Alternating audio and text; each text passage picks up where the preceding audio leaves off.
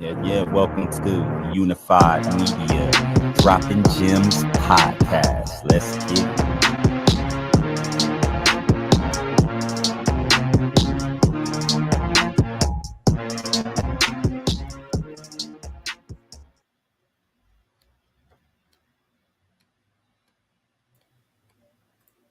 Unified Media Dropping Gems podcast, episode 9. Topic of conversation revolves around the music business. Me and ONTO Dewan are going to be discussing what an independent artist should have lined up from distribution, publishing, royalties, copyrights, record labels, and more. Like and share this video to those who will find this information useful. Tune into the show once a week, every Saturday, 8 p.m. Eastern Time, live on YouTube, where we have raw, uncut, open discussions that can range with insightful and educational information across the board. We also invite special guests to shed light on who they are. If you'd like to be a guest on the show, email droppinggemspodcasting@gmail.com with your name, business, industry, IG at, and brief bio. Support the show by subscribing to the channel and hitting the notification bell. We're here. My brother, we are here. We're here. The boy got the glasses on today. Smooth with it. Hey, I just put these on just for the start of the show. I'm gonna take them off though. I don't want this is the music business, and a lot of times in the music business, everybody wear their shades because they like hiding behind something. You know what I mean? It's almost like that Hollywood feel where I'm too cool for you to look and see what's really how I'm really looking. So let me throw these shades on with every outfit I got on, right? But we here at Dropping Gems, Unified Media's podcast. We here, we give y'all raw and uncut everything.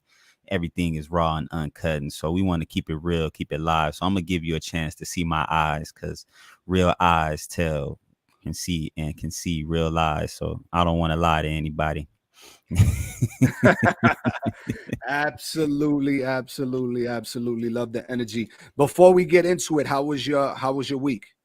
Week was it was a long week, but it was definitely good. Definitely a good week, man. I got a chance to really get some important information when it came down to studying Shabbat and getting my spiritual alignment and attunement together, man. It's always good to stay in tune with your spirit, with the spirit, man, because if not, man, you don't understand. If you're not in tune with your spirit, which in Hebrew is history, if you're not in tune with your history, where you come from, who you are, and how to go about it, you have no purpose. You don't understand who you are. You don't understand what your power is and stuff like that. So here it's been a rough one, personal things going on inside of life, some things that shouldn't be happening, but life gives you what it gives you so you can learn and grow from it and things of that nature. What I'm saying? And dealing with wicked and immoral people, sometimes you have to learn how to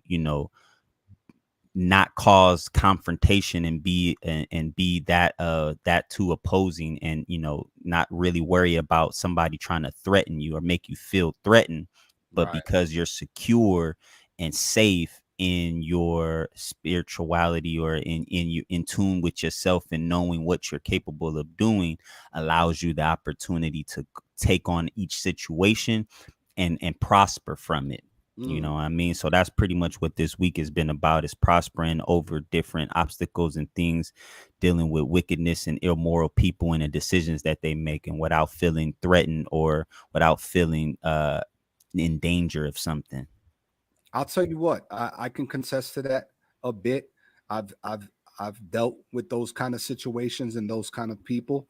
And what I've realized is that the more that I detach myself from those particular individuals, and the more I hone in on the alignment, the spirituality, the focus, and the growth of myself, and put myself in a position where I'm going to say, I'm no longer going to deal with them. And I'm also going to hone in on creating growth mindset, tactical approaches to the things that I want to accomplish. And what happens is that slowly but surely you start detaching yourself from them, because you're so focused on you that your schedule is just here. tunnel vision. Mm-hmm. You know what I'm saying? Mm-hmm.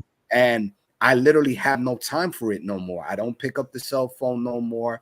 And if they feel some kind of way about that, that's on them. They just have to They understand. feel. You Yeah, remember? they feel.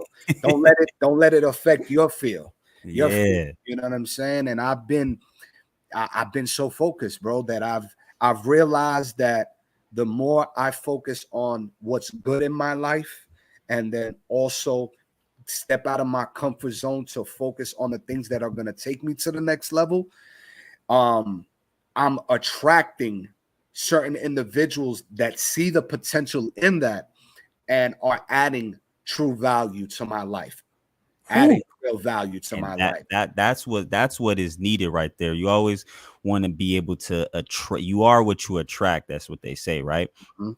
And so when you believe in focusing on yourself and doing what it is that you know is good for you, the goodness is going to come. And those who truly support or truly believe in you the way you do, they're going to believe in you more and want to put their time, effort, and energy into it as well, because it's like, man, I believe in what you got going on, so I want to be involved in it. It's like, it's the power of investing. It's investing. People don't really understand investing is not just with money. Investing has to do with putting in some type of effort to gain a reward from, right? Mhm. And going about it is, if they see you putting in that much effort, they want to invest in that effort too, because they know the reward that's going to come for you, they're going to get rewarded as well too, right? Absolutely. Right. I, And that's the only way, a true person who really supports you is going to be able to really support you, because they investing in you as well as you investing in them, and vice versa. When you start investing in those things that are going to grow, or and get to that level that you're getting to, you have no other choice but to reap the benefits and rewards from it. And you know what I'm saying? And that's the beautiful thing. You don't want can't have dead weight, you know what I'm saying? I, Can't be dealing with dead anything. and don't feel bad that if it comes from family, close friends, any relatives, any peers, your job, switch jobs if you have to, whatever it is Man. that you have to do to get away and just really hone in on what your purpose is, as well as finding balance, peace, and rest in between that, because it is going to be a journey. It is going to be Mm-hmm. somewhat tiring. You are going to be on the go most of the time, like, but it's going to be rewarding. Your fruits of your labor are going to be rewarding. You will see those fruits on the other side of that garden. Man, so far, so it's, I'll tell you this, man. So far throughout this year, we ain't over. We're only in the 8th month, right, of Mhm. this year. But within the last 8 months, man, there has been so much different things that is going on. I'm very grateful of everything, even the stuff that some would not agree to, or wouldn't want to be grateful for. Like, I'm grateful for those who are not supporting me, and I'm grateful for Mm. those who are supporting me. Yeah, it is. Very grateful, because it's like, I don't need you to if you don't want to. I only want to be involved with those who are going to, because at the end of the day, I want that same energy received. And Mhm. if we're not going to be on the same page or the same relation, then it's there. What point is there to have a relation, right? You know what I'm Right. saying? Like, if we can't share the same, if we can't share all of the same emotions, and comfort each other in the same emotions, then there's no need to be involved. There's no need to be in that circle. There's no need to be interacting, because you won't understand. If I have to not talk to you for 3 months, but only check in on you every so often, but not physically talk to you for 3 months, it's because I'm over here doing such and such. Then that's what I'm doing. But then when it's time for us to come back and reconnect, it's like we never fell off or never did anything. You get what I mean? Like, that type of energy right there is the best, because Those type of relationships are it's, hard to find. Listen to that. whew, they're very hard, because people are so focused and want to be. What I notice is people are so focused on wanting to be a part of your success or part of your journey so much that they forget that they have their own journey, right? Or Or they want to be a part of it when you're already successful. successful, right, or because they know and understand, and it's just like, Right. I want to be involved in this, but they want to always reap the reward and celebrate, but don't want to sit there and uplift and celebrate when you're down. You get what I mean? Like how to pick you back up. Like shout out to the Alonzo Fury, man, in the statement that he said is, don't sit there and it's okay, you're gonna get through it. And when you know in your heart there's something you can do to help lift the person up. You know what I'm saying? Just today, speaking of which, just today I had an individual at my 9 to 5, man. He lost a family member. He has nobody to really talk to, right? And he came in. I always ask him, hey man, how you doing? Everything's good.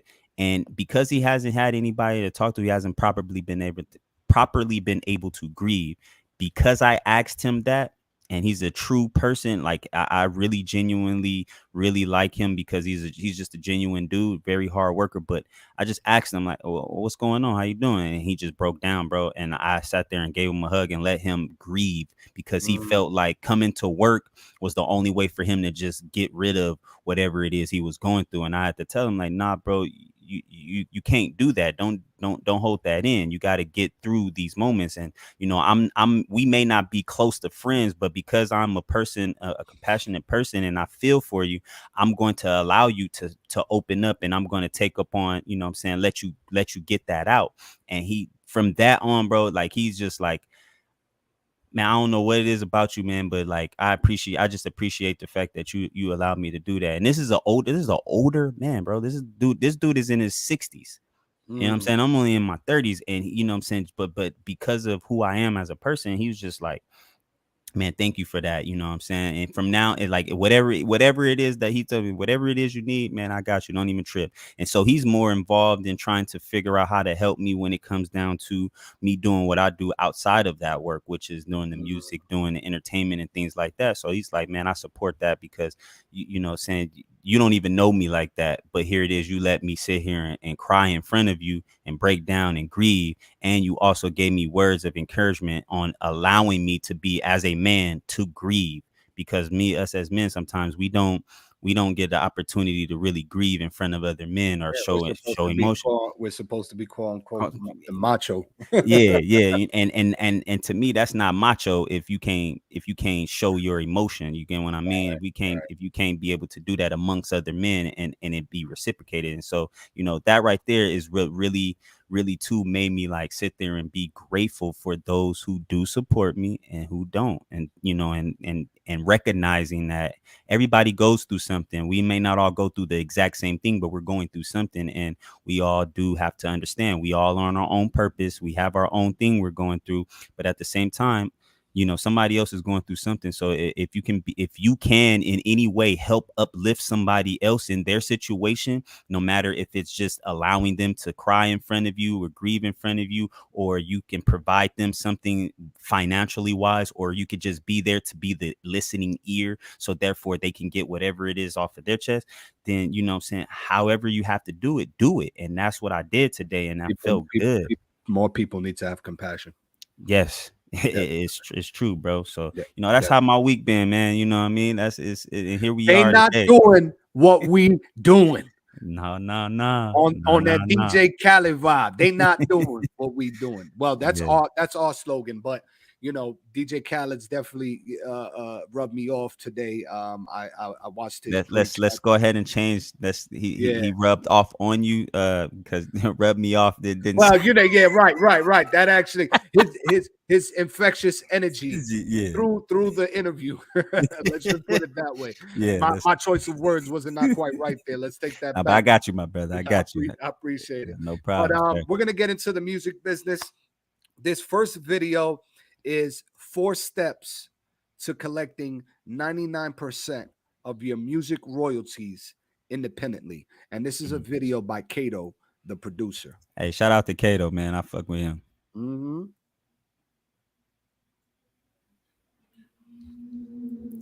He's actually one of my favorites.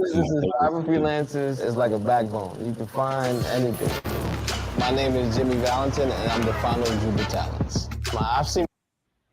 The first step is release your music through an independent distributor. So who here is signed up with CD Baby, TuneCore, DistroKid, United Masters, one of those? You're getting music on all these streaming platforms.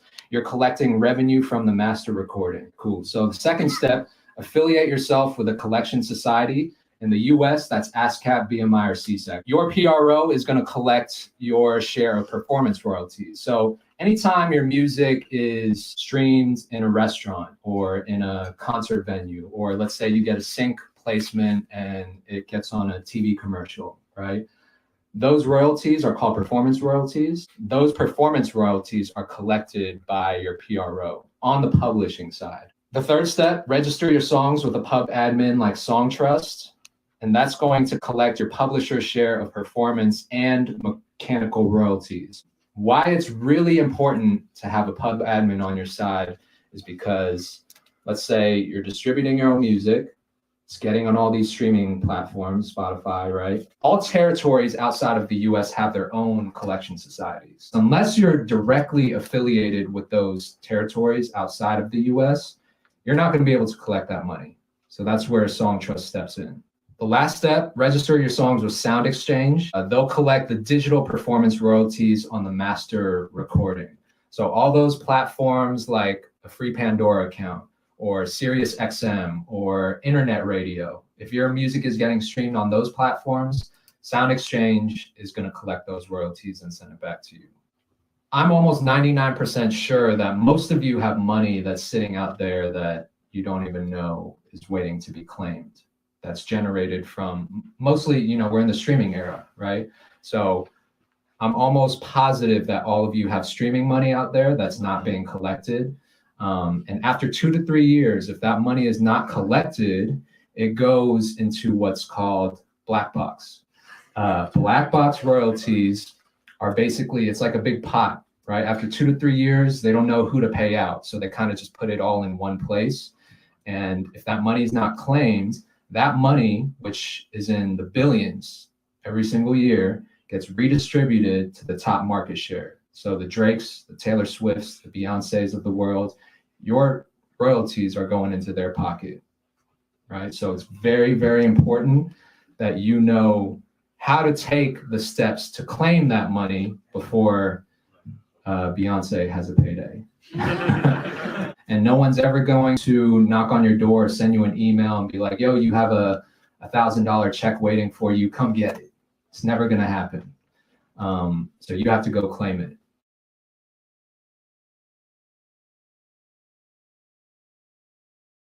And get that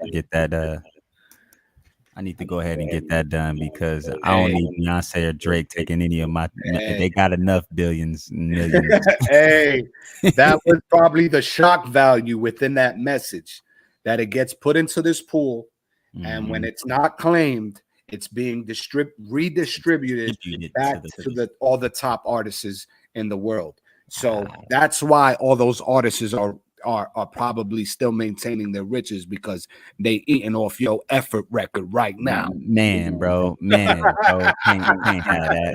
I put in too much effort for that, man. We put too much work. But I'm gonna break down exactly what he said in these formulated steps. First, we're gonna start with a performing rights organization. That's the PRO. That's going to be either BMI or ASCAP. And before we actually get into that, let's start with distribution. And one of my favorite distribution companies out of CD Baby, TuneCore, DistroKid, United Masters. I also gonna consider throwing this in there, Tully, the Tully app with Joyner Lucas. You know what I mean? I'm a big advocate for his music. I'm a fan of his work.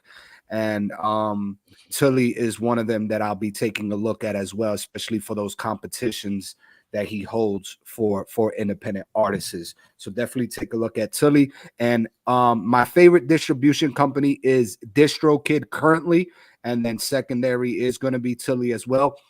DistroKid is a digital music distribution service that lets musicians put music into online stores and streaming services. These include iTunes, Spotify, Apple Music, YouTube Music, Amazon, Tidal, and many more. Excuse me. DistroKid collects earnings and payments, sends 100% of these earnings to artists, minus fees and taxes. Some of the benefits you can get from DistroKid are automatic revenue splits. that tells you who to pay and how to pay them. They'll do the rest. They have a hyper follow pre-save link with that takes about minutes to upload your music. It releases on all streaming services and lets you add links to the same page automatically. They also have lyric support where you add lyrics to your song, which is also a good thing I want to mention, is that they have now lyric mechanical royalties for lyrics. So it'll start being a thing where you're going to want to start adding your lyrics to the releases of these records, so that way when they start getting picked up on TikTok and you start making reels on Facebook or Instagram and you're adding captions to the lyrics of your records, all those things are actually being picked up digitally for you to collect those revenues through your royalties. And then there's a bunch of other goodies on DistroKid, with block support, other artist support, and other avenues where they let you go into their own personal I think with DistroKid, they just have something now where you like a DistroVid, like a video where you get to when you upload, you can upload your video, and it has like little small clips that you can play on Spotify, Apple Music, and stuff like that, where you can upload your video from your YouTube or wherever the case may be, and it'll be distributed through DistroKid as well, so it can go on there live. So definitely, Distro was one of my favorite too, man. It's pretty much the only one that I fuck with right now. DistroKid, and again, I'll throw Tully in the mix because Joyner Lucas is doing a lot of big things right now for independent artists when it comes to those competitions. Got a tour going on right now too. Where he's picking artists through each city, talents through each city, and he's not crossing through Oklahoma and on the tour, unfortunately, but he has Texas nearby, but I'm not representing Texas right now, so I'll wait my turn. I'll wait my turn. It's all good. I'm gonna be taking advantage of some of his other competitions that he holds and really honing in on them once I'm able to be back in that creative space musically.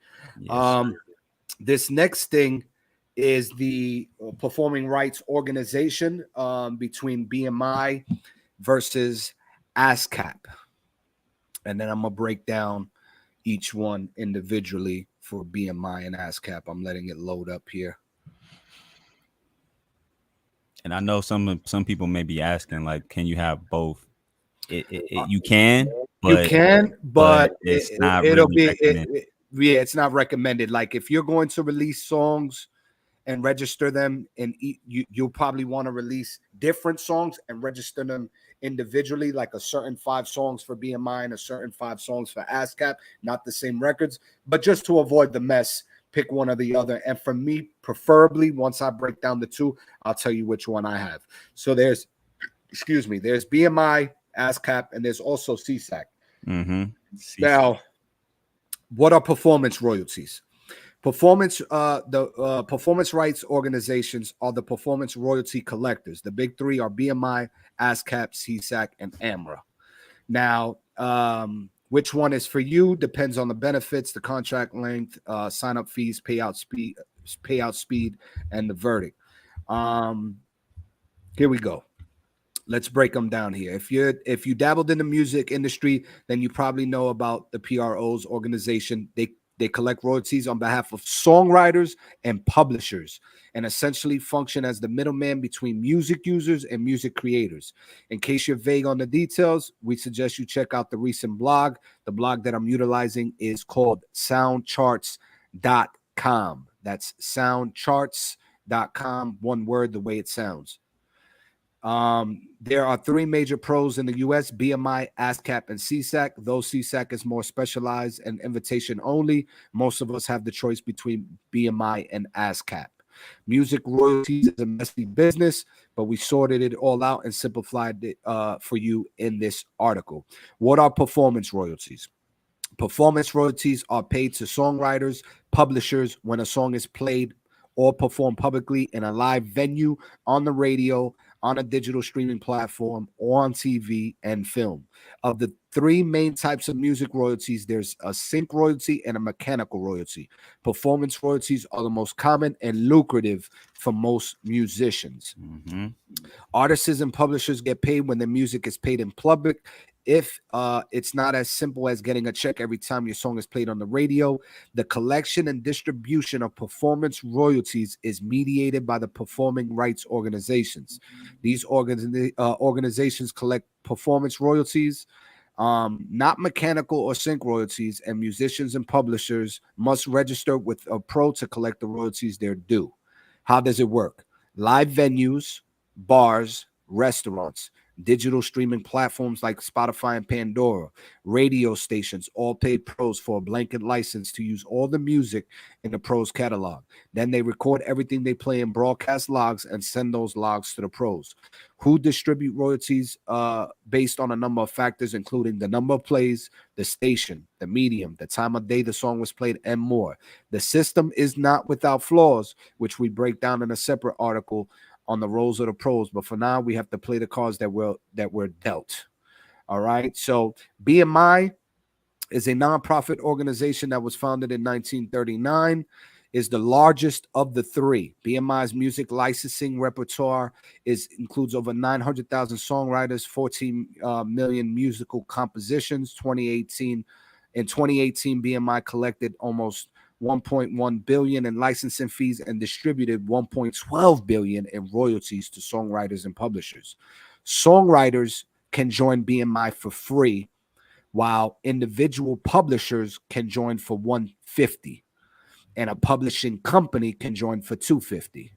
So for me, my personal preference has been BMI. I did join BMI as a songwriter, and I did join BMI as a publisher, an individual publisher, where I paid $150 as the individual publisher. Well, I may have paid $250 because I put it under my Truth Nation Records label. So they have songwriting camps, they have workshops for musicians, they have membership discounts for BMI affiliates, they have discounts for songwriters, they have discounts for songwriting apps and services. They also have discounts on Billboard Latin Conference, Billboard Touring Conference, and Video Games Live. Now, the second one is ASCAP. ASCAP is the second large pro in the U.S., was founded in 1914, representing over 600,000 songwriters, 11 million musical compositions. ASCAP collected 1.14 billion in licensing fees and distributed over 1 billion to its clients. Unlike BMI, ASCAP isn't quite free. Songwriters have to pay $50, but the publishing fee is a lot lower than BMI. It's only $50 as well. And some of the perks that ASCAP has, it's membership. It has a discount membership to the Songwriters Hall of Fame, membership in a Music Pro program with discounts on health, dental, and life insurance, which is good for musicians since we're entrepreneurs. Discount on ASCAP web tools and marketing apps. Discounts on hotels and rental cars if you're doing it on your own when you're doing these tours. Membership in U.S. Alliance Federal Credit Union. So those being the two that I like to compare. I joined BMI, but ASCAP is also it's one or the other. Flip a coin. You know, they pretty much both do the same thing. ASCAP is cheaper in terms of publishing. Right. But they have the fee for the songwriting. And I know when I started BMI, I took BMI just because the songwriting part of it was free. But I did come up with the money for the publishing, and I joined the publishing group under my I had BMI, and then I transferred to ASCAP more for the publishing aspect of it because it was on the lower end at the time. But I think between having the two, BMI, I think it's better beneficial especially for songwriters, and their ASCAP just pays you out quicker is what I've been told and what I've noticed. ASCAP pays you out quicker with the payouts than BMI does.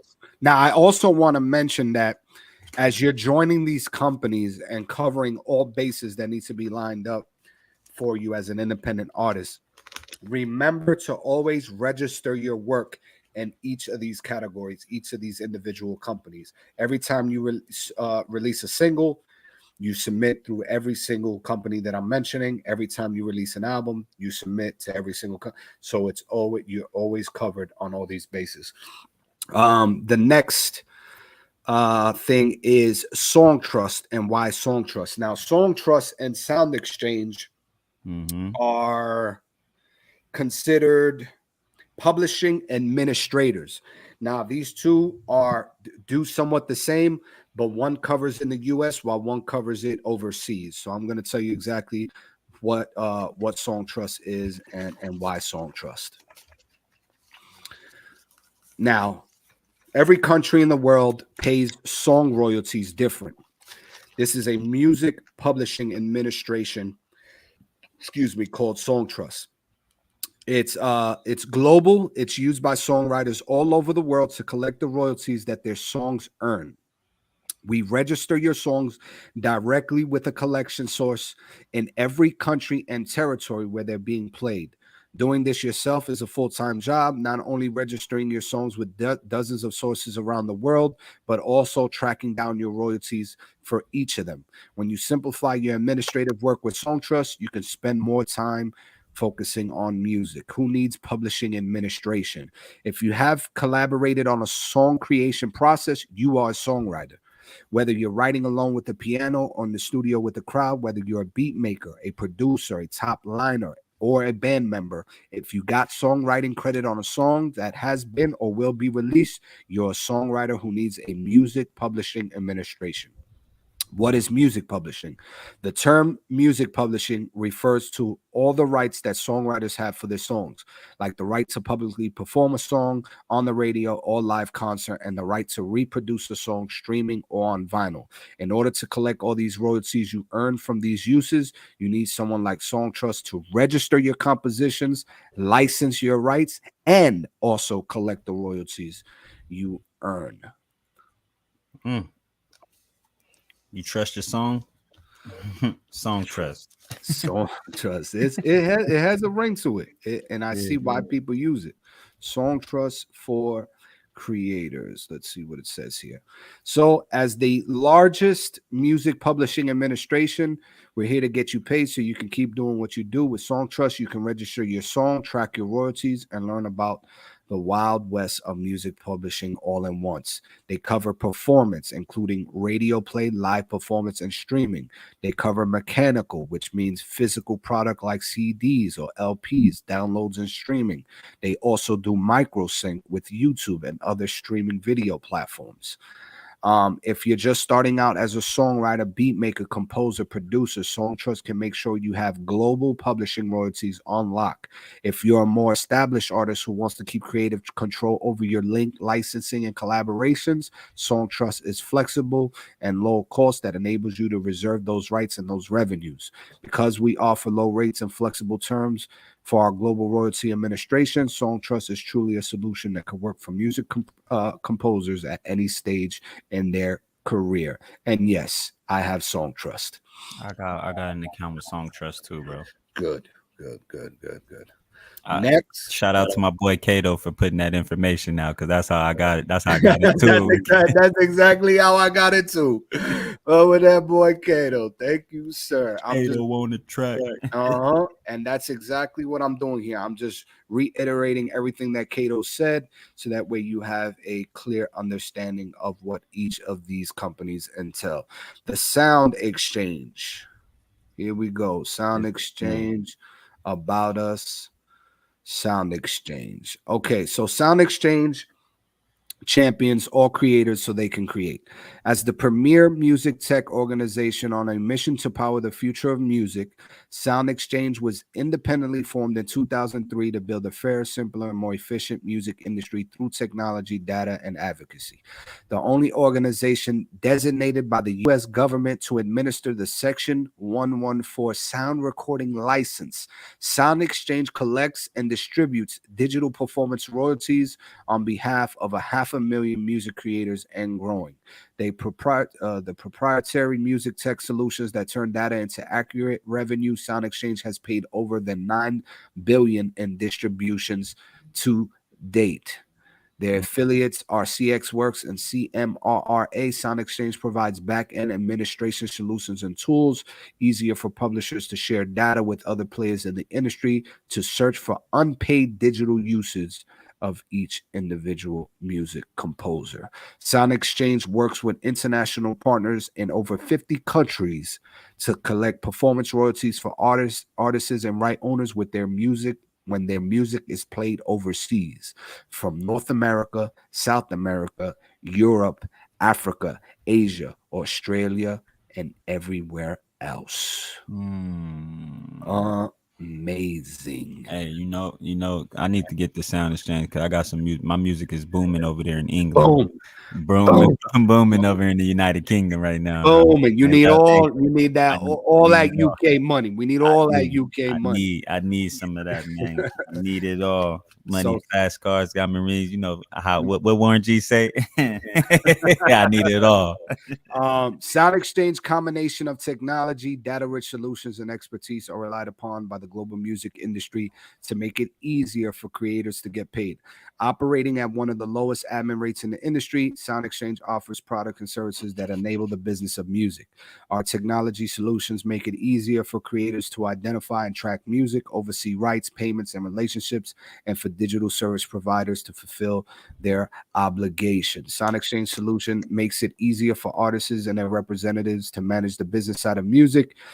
Sound Exchange Direct is a free service available to all artists via the website and app. After registering, artists can search and claim their recordings, track their catalog, and review their digital royalty payments. Sound Exchange helps labels and publishers better manage their business. It collects digital royalties on behalf of labels, large and small, to enable them to claim and track their music catalog. For publishers, it provides back-end administration tools that make it easier to share data with other players in the industry and search for unpaid digital uses of their work. Sound Exchange assists over 3,500 plus digital service providers fulfilled with legal requirements to pay performance royalties for the streaming musical content they play. Though it's licensee direct service, it enables to calculate, certify, and submit digital performance royalties. That is Sound Exchange. Amazing. Hey, this is things that we hear. See, as independent artists, we spend a lot of our money on getting ourselves in position. We don't have the luxury of a label putting all of this together, who has a department that focuses solely on collecting your royalties, collecting your distributions, and all of those things. So for us to have these opportunities, these are ways of us getting our investments back, getting our money back from investing into ourselves and in our craft and things of that nature. So definitely want to tap in, get you a Song Trust account, get you a Sound Exchange account, get your money, man, because it's out there. And we as creators are to be paid for our creativity because we are the creators. So don't let the money slip through the cracks now. Absolutely. So to just recap really quick, for the audience, you have DistroKid and Tully. You have BMI and ASCAP. DistroKid for the distribution, BMI and ASCAP for the publishing. Now for the royalty coverage on the United States and overseas, you have Song Trust and you have Sound Exchange. Now, for the additional links to kind of break down and get into other forms of more information, if you want to break it down more and do some self-research, go to soundcharts.com and type in how the music publishing works so you can have a better understanding and a more precise detail of how everything is. Now, this next link I'm going to be talking about before I get into a video of how the music industry works.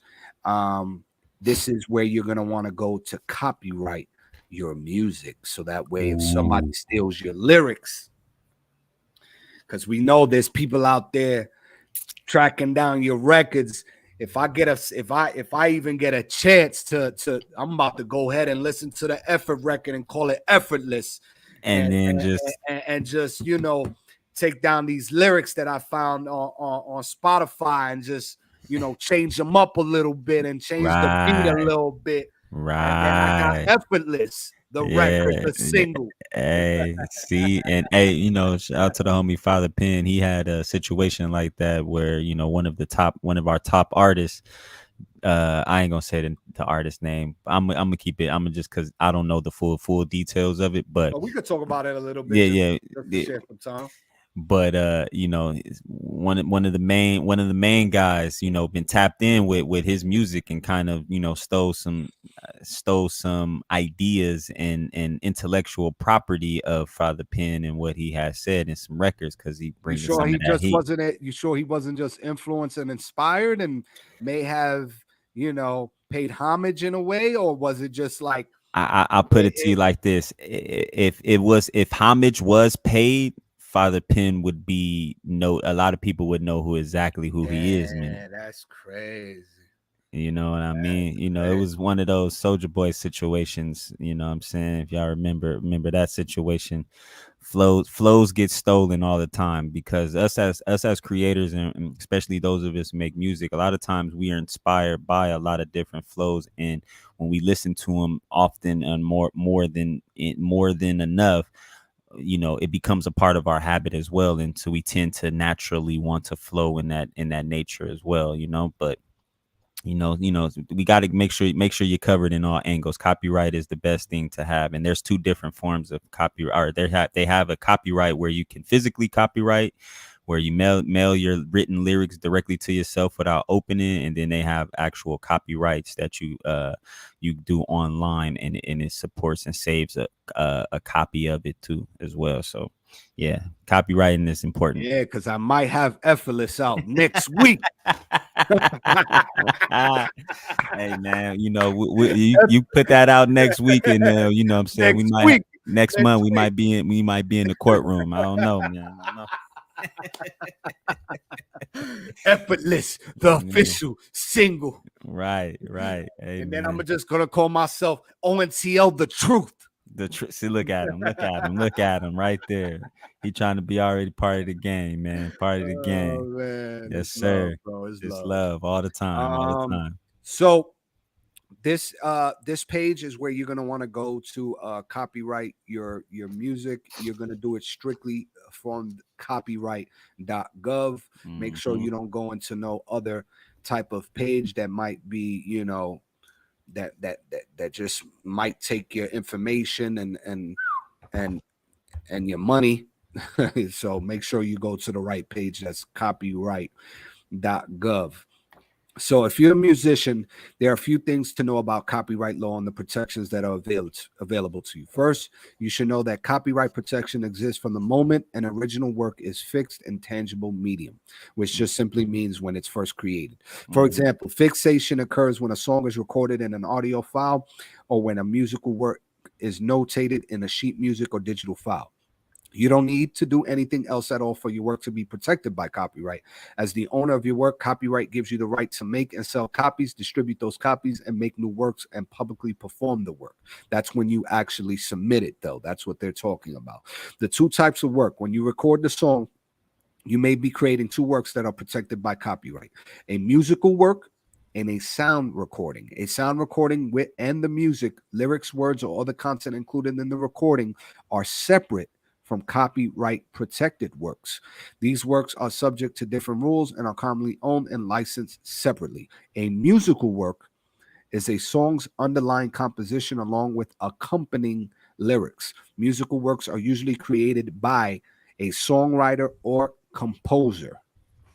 A sound recording is a series of musical, spoken, or other sounds in a recording medium, such as a CD or digital file, called a phonorecord. Sound recordings are created by the performer and producer of the recording. So you have the songwriter and composer copyright version, and then you also have the recording aspect, the sound recording copyright, the digital file.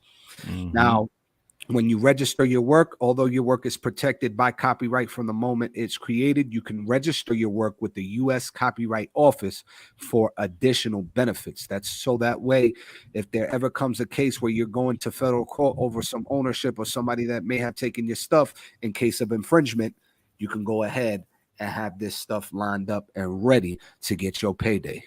Registering your work also makes a public record of your ownership. Applying for registration with the U.S. Copyright Office requires an application, obviously a filing fee because everybody wants to get paid, and a copy of work. Depending on the type of work, there are several different online application options, including standard application for registering an individual sound recording or musical work, a group registration of unpublished work, They let you register up to 10 pieces, of unpublished work by the same author or author of the claimant, which is, songwriter, composer, etc.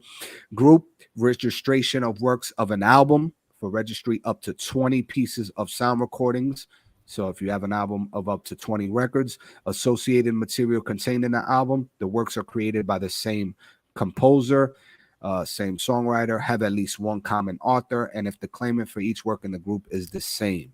In the case of an application to register sound recordings, the applicant may also register for an associated literary, pictorial, and graphic work in the album, such as a cover art, liner notes, and posters. So just to put that all into easier terms, if you are the same person that covered songwriting, composing, and recording of your music, that's how you can register a whole full album, including graphic art, because people steal graphic art too. Using someone else's work. Be inspired by others' work is intrinsic to the creative process. Musicians often use other works to create new compositions, public performances, and recordings. It's important not to assume that you can freely use other people's work. Here are some important copyright principles to keep in mind. Use work that's already in the public domain. Get permission from copyright holders directly, or license the work, because you can also license under a licensing contract to be able to utilize other people's work. The bigger we get, licensing is going to be huge for us, because that's how we're going to be able to get paid when we're working with licensing our work over for music to be played in movies, etc. Like, you're going to want to make sure you get those licensing and those contracts covered so you get paid properly. Rely on statutory limitations to the exclusive rights. Use fair use or section 115 license for musical works. Remember, there's no hard or fast minimum amount of music you can use without getting permission when you need it. When you plan to use someone else's work, for example, when recording a cover song, always compare all your intended uses with exclusive rights of copyright and make sure you're lawfully engaging in each use. Now, if you're doing a cover of a record and you note in the description that this is just for non-monetization and just for promotion, make sure to note that in the description. Trying and failing to contact the right holder is not substitution for permission. Copyright owners often have the representative in charge of licensing their work and certain types of uses of their work. This might be, for example, a music publisher or performing rights organization. And that is copywriting your music. Man.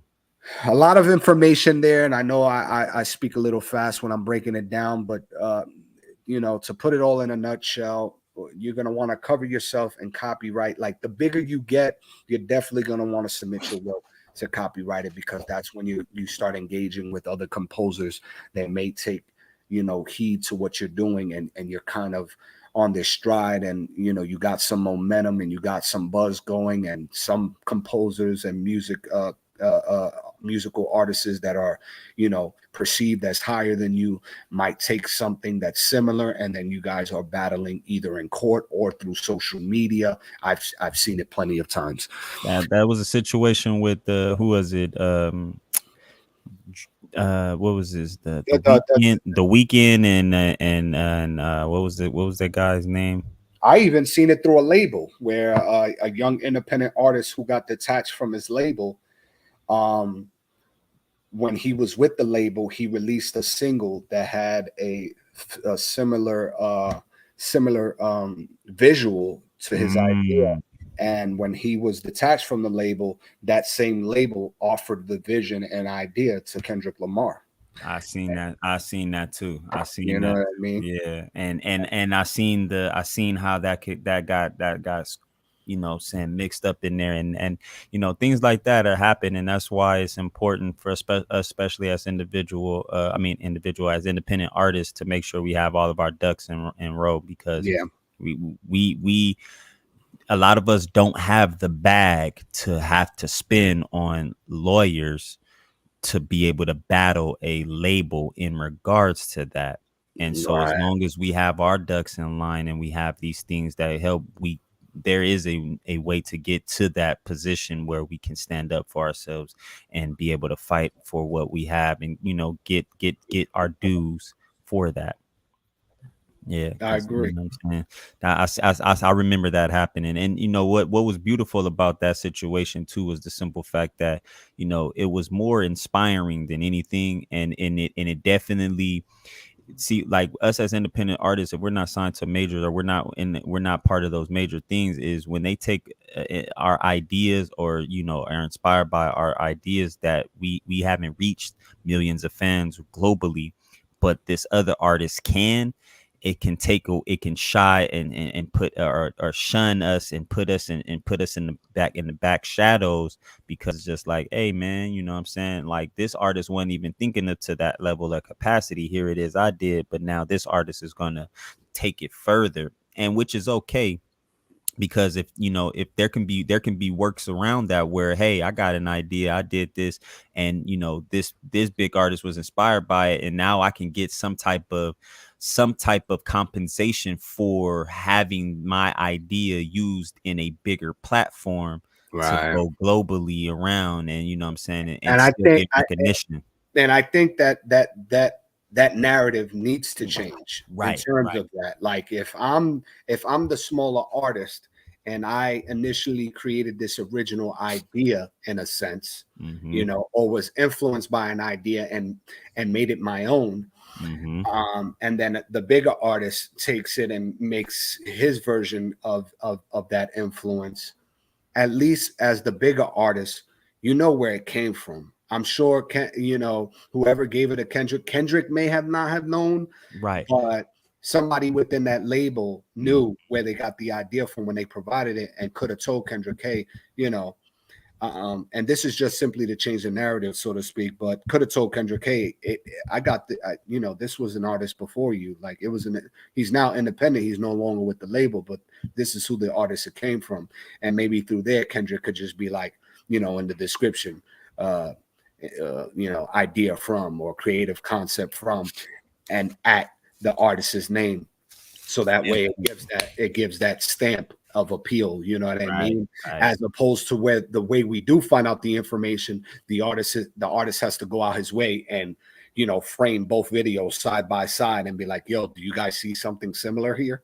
Right. I And mean, you can, and time stamped it with the dates to show, hey, this was done prior to this, and you guys are tripping off of that, but look at where it originally came, and then now boom, what I'm saying. So it's very key and important for us as independent artists to make sure we have these things in row and in line, because it's going to benefit us in the long run. now, before I get into the halftime show, anything in particular today that I provided that you may not have given? And if not, is there anything in that book that you want to provide before we get into the halftime show? What that book that you have there? I'm gonna be honest. I have not actually read this book, but I purchased it knowing the power that can come from it. And due to the fact that I got pushed into having or starting a record label without really understanding how a record label was supposed to be, processed and did, and without having the natural background or having the acquired estate to be able to have a record label and really push it forward. So, but in this book right here, it says start your music business.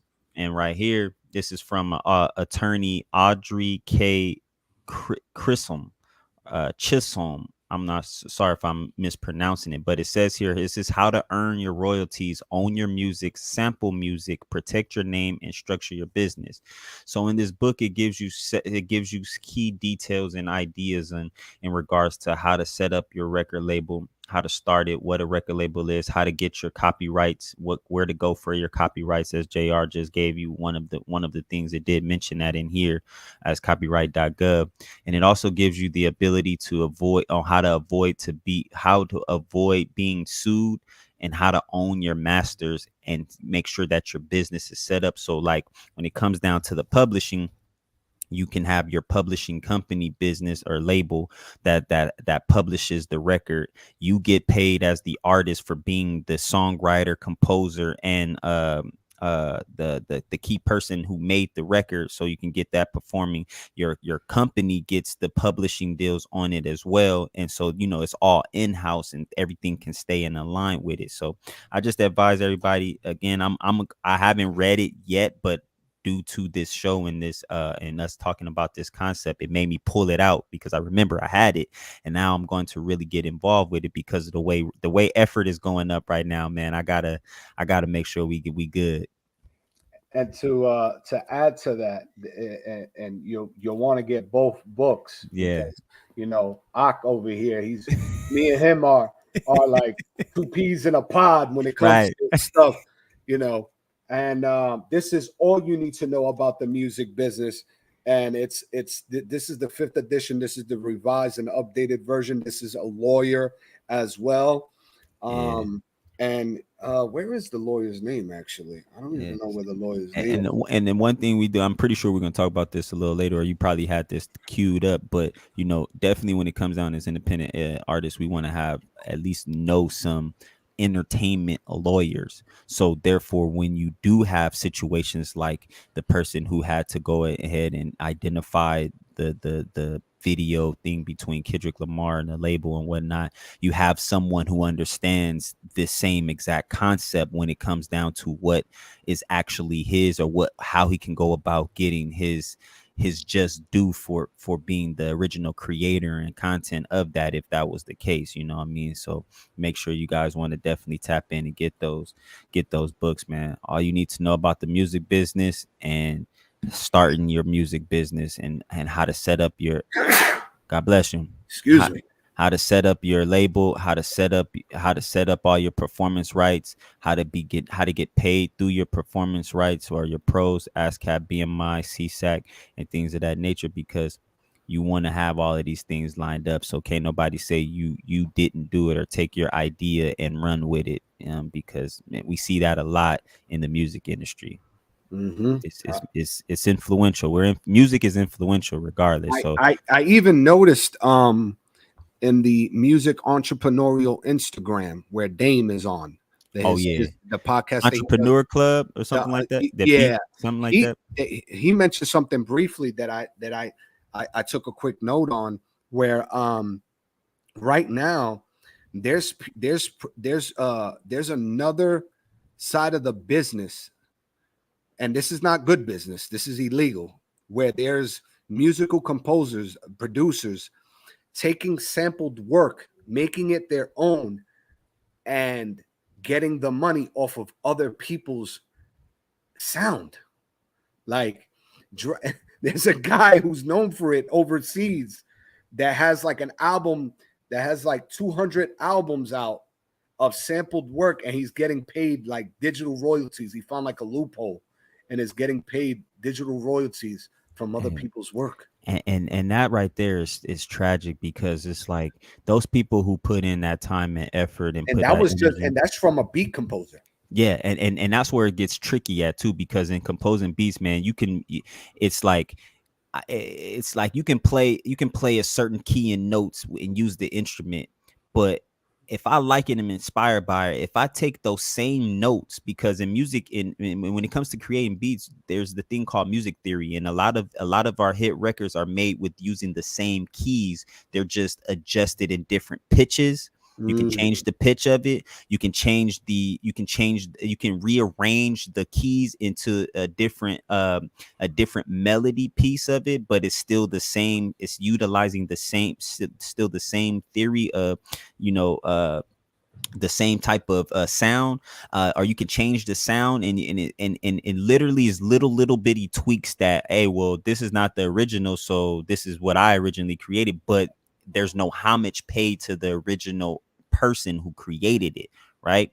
And I seen the other day too, speaking of that, on that platform over there, that they had something to the point where an artist would take that sound or take the sample, and if you did your proper due diligence, you're sampling something from like the 60s or the 70s, right?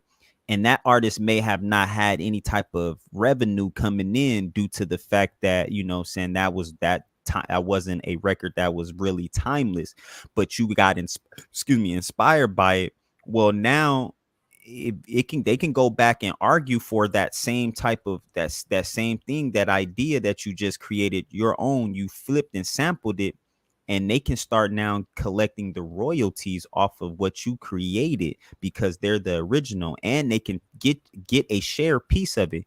And what happens is, and this is what I think is fair, is if you're gonna sample music or be inspired by somebody else, you should always want that person to get them their just due and their credit for it, because you never know it. A lot of times your record might be bigger than that record, but still in law, it gives them the opportunity to help continue to change not just your life, but their life and their family's life Right. with it. You know what I'm If saying? you're gonna do business, do good business. Do it right. You know what I mean? It got to be good, because doing wicked business is not going to be good for anybody, and it's not going to do any just do. And then you're going to find yourself in the public eye, or even just find yourself in legality and untrustworthy, and it's not good, man. Because like, if I'm gonna sample something, that's why I haven't really touched sampling yet, because we know Kanye is the god of that. But with Kanye, I know he makes sure people get their credit for that stuff, though. That's Right. the They thing get about paid. it. They get paid. They get paid. You know what I Right. mean? He don't want none of that in court. Because it's not worth it, man. It's not worth it. And you gotta think about it. You know, music is universal, so we're all gonna be inspired by every little thing. Right. Music is universal. It's amazing. It is. For the people that just tuned in, to do a quick recap before we get into this halftime video of how the music industry works, we did the 4 steps to collect 99% of your music royalties independently with Kato, the producer. You can find that video on YouTube. We talked about the distribution company of DistroKid and Tully. We talked about the publishing companies BMI versus ASCAP. We talked about the royalty companies, Song Trust and Sound Exchange. And we also talked about copywriting your music with copyright.gov. So that's DistroKid, BMI, ASCAP, DistroKid, Tully, BMI, ASCAP, Song Trust, Sound Exchange, copyright.gov. Share this video with those who you feel will find this music business information useful. Now, this halftime video is how the music industry really works. And I think before I click on this video, this pertains to the mainstream industry and mainstream record labels. So this is going to open up some eyes to those independent artists who think mainstream is the way to go. And I'm not bashing it, because it works for some and it doesn't, and it doesn't work for others. So, you know, you got to pick and choose your battles. But this is how the main music industry works.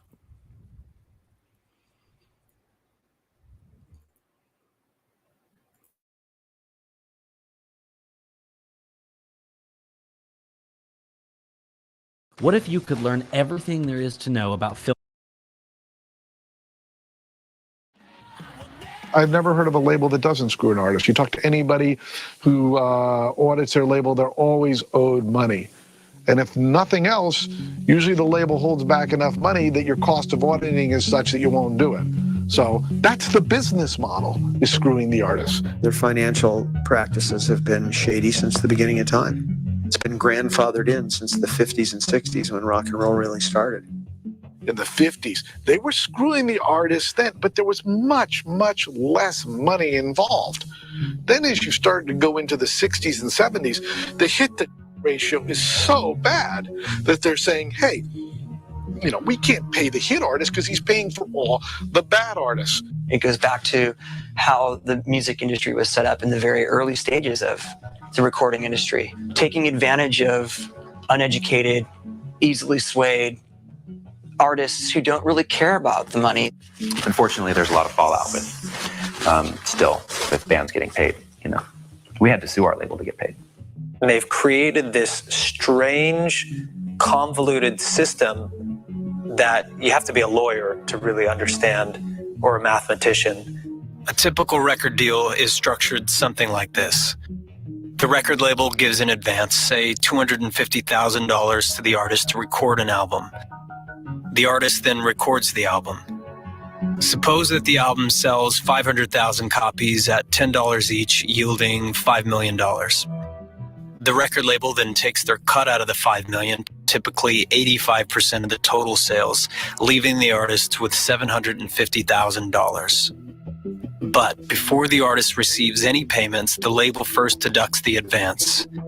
In addition, the record label recoups other costs such as recording costs, half the promotion costs, half the video costs, and tour support. This leaves the artist $425,000 in debt to the record label. And then this debt gets carried on to the next album, and the next album.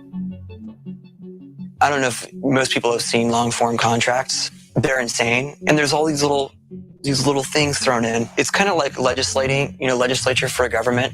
They put up this big issue, but underneath that issue, there's like 17 other little laws that they threw in that they're not talking about.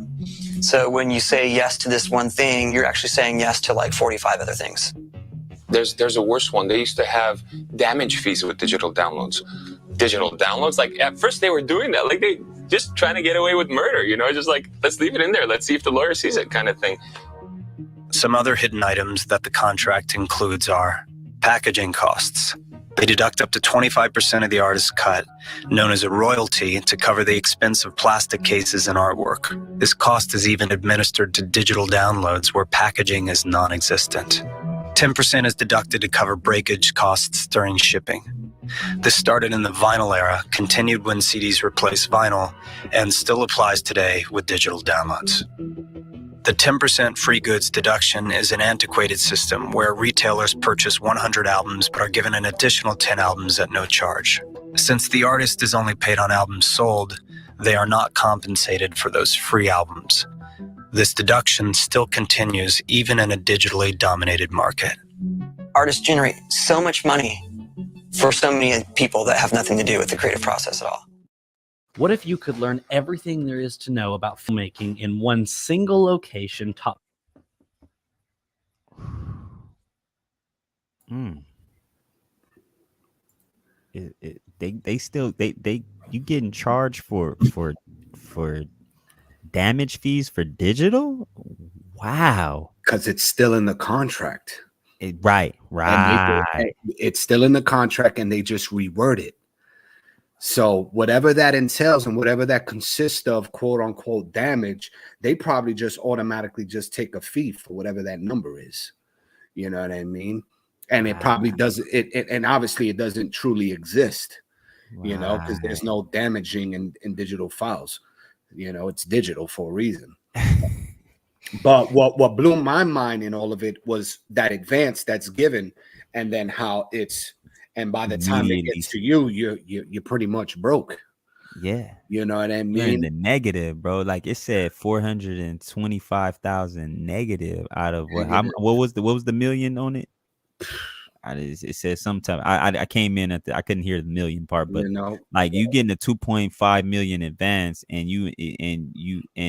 with everything that goes into creating the process and then distributing all that stuff like that, they want everything back plus more, and you don't see a dime out of it. And you won't see a dime out of it.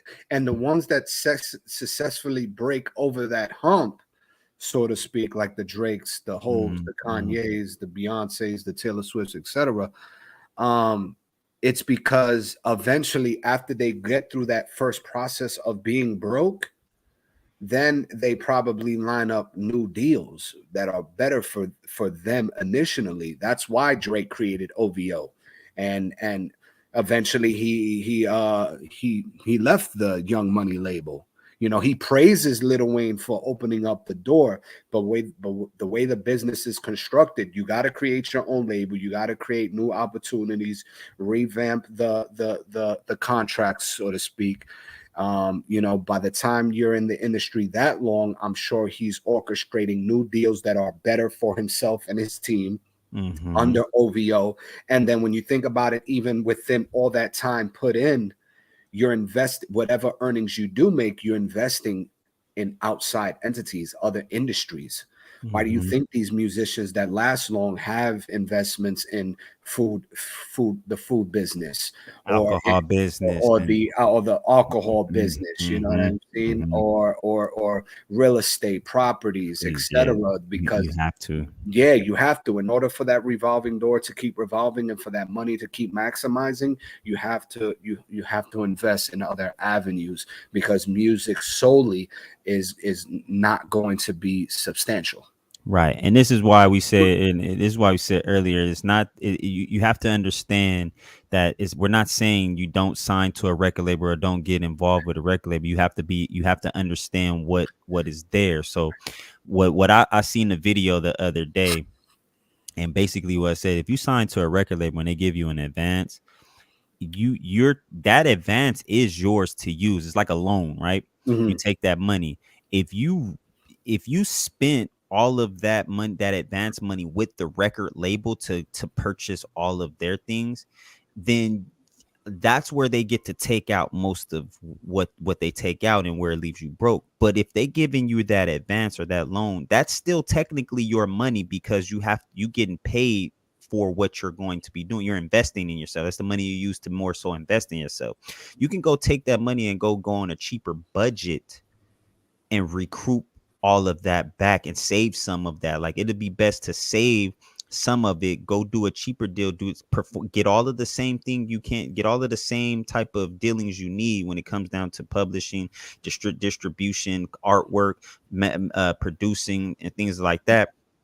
You can go do all of those things still without having to go directly to them and go directly to utilize all those things. Because if you think about it, a lot of times people get signed to the record label because they get to work with the bigger artists more quicker. Like, you get the opportunity to, you can be a barely signed artist and still get the opportunity to work with a Beyonce, a Drake, a Lil Wayne, or something like that. It's going to cost you, but that comes out of your Do you advance. hear that your mic's breaking up? No, I don't. Can you hear me now? Hold on. What about now? Yeah, it sounds staticky for some reason. That's crazy. That's crazy. Let me see. While he's fixing up his, Yeah. yeah, it still sounds staticky. Oh, yeah, it just happened randomly. While he's fixing his audio, I'm just gonna keep providing some information. What I wanted to say was from an industry standard standpoint, from a mainstream artist industry standpoint, I know that mainstream artists, they make a good living off of going on tour. You know what I mean? Because their deals are separate from whatever the contract entails. So they make a good chunk of change on tour and spread out that money evenly based on management, booking management, etc. So it might not have to entail with studio recording, album sales, digital sales, etc. Now, two examples that I want to give you that worked well for independent artists was Joyner Lucas and Russ. Go ahead and speak. Let me see. Yeah. Can you hear me now? Yeah, it's still staticky. Staticky? Wow. Yeah. Maybe it's something. I don't know. Hold on. It just randomly happened. It just randomly happened out of nowhere. Yeah, it just randomly happened. Oh man, that's not good. Because it doesn't sound staticky on my end, does it? When I talk to you? Nah, it doesn't. Yeah, no. I hear a little feedback too on my end. Like every time I talk, I can hear like a little feedback. Yeah, it's just the devil's working. Oh, you know he is, man. You know he is. But while we're figuring out the audio situation on the ones, and two of the artists that I want to mention that worked well for them was Russ and Joyner Lucas. Now, what Russ did was no static here. Can you hear for Dewan? Let me type that Dewan's mic. Yeah. Do you still hear static? Hear static. And it might be because I have this fan on. He's saying that James Pearson says he doesn't hear it, but I do. I don't know. That's weird. Go ahead. Let me see. What about now? No, he's saying no static, but unless it's just a platform, I don't know. Oh man, yeah, because I'm like it's kind of weird. I don't hear it anymore though. Like my echo. Do you hear me? Do I sound staticky to you? Yeah, it's probably just to me. Ah man, that's crazy. Yeah, it's probably just to me.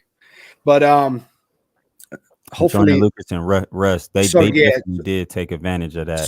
so Jordan Lucas and Russ, what they ended up doing was let's go with Russ. Russ ended up recording 10 albums. Okay, Miss Rochelle Lewis doesn't hear. Okay, great. So Shout out to my mama. I appreciate everybody that's been tuning in. So yeah, with Russ, what ended up happening was he recorded 10 albums before he got his big record deal. And out of the 10 albums, he used one album to sign with Columbia Records. He signed for a 1-year deal with the Machine for that particular time. And once he had the Machine and he built the fan base and he built the the global sensation, so to speak, with his music, what ended up happening was he was able to detach himself, have 9 albums locked in the vault, and then release them one by one, and was gaining independently now at this point not only the mainstream buzz he was able to contract, but the independent buzz he was able to put together. And now he's solely making every month like $250,000 every single month. And he would have not have been able to do that digitally with record sales with the mainstream label, because they would have been taking a chunk of that, most of it, 70-80% of it. Yeah, that normally happen. That's actually pretty smart right there. And that's it looked like you're jumping right now, man. Your screen is messing up over there. Oh man. Oh yeah. Okay. So now yeah, your screen went off. Now I can hear you though. But what when I one of Russ is one of those people that when I first heard about that story, it made a lot of sense. Like, he had a lot of music in the vault, and this is the importance for us as artists to have music, is to be able to have the opportunity to create leverage.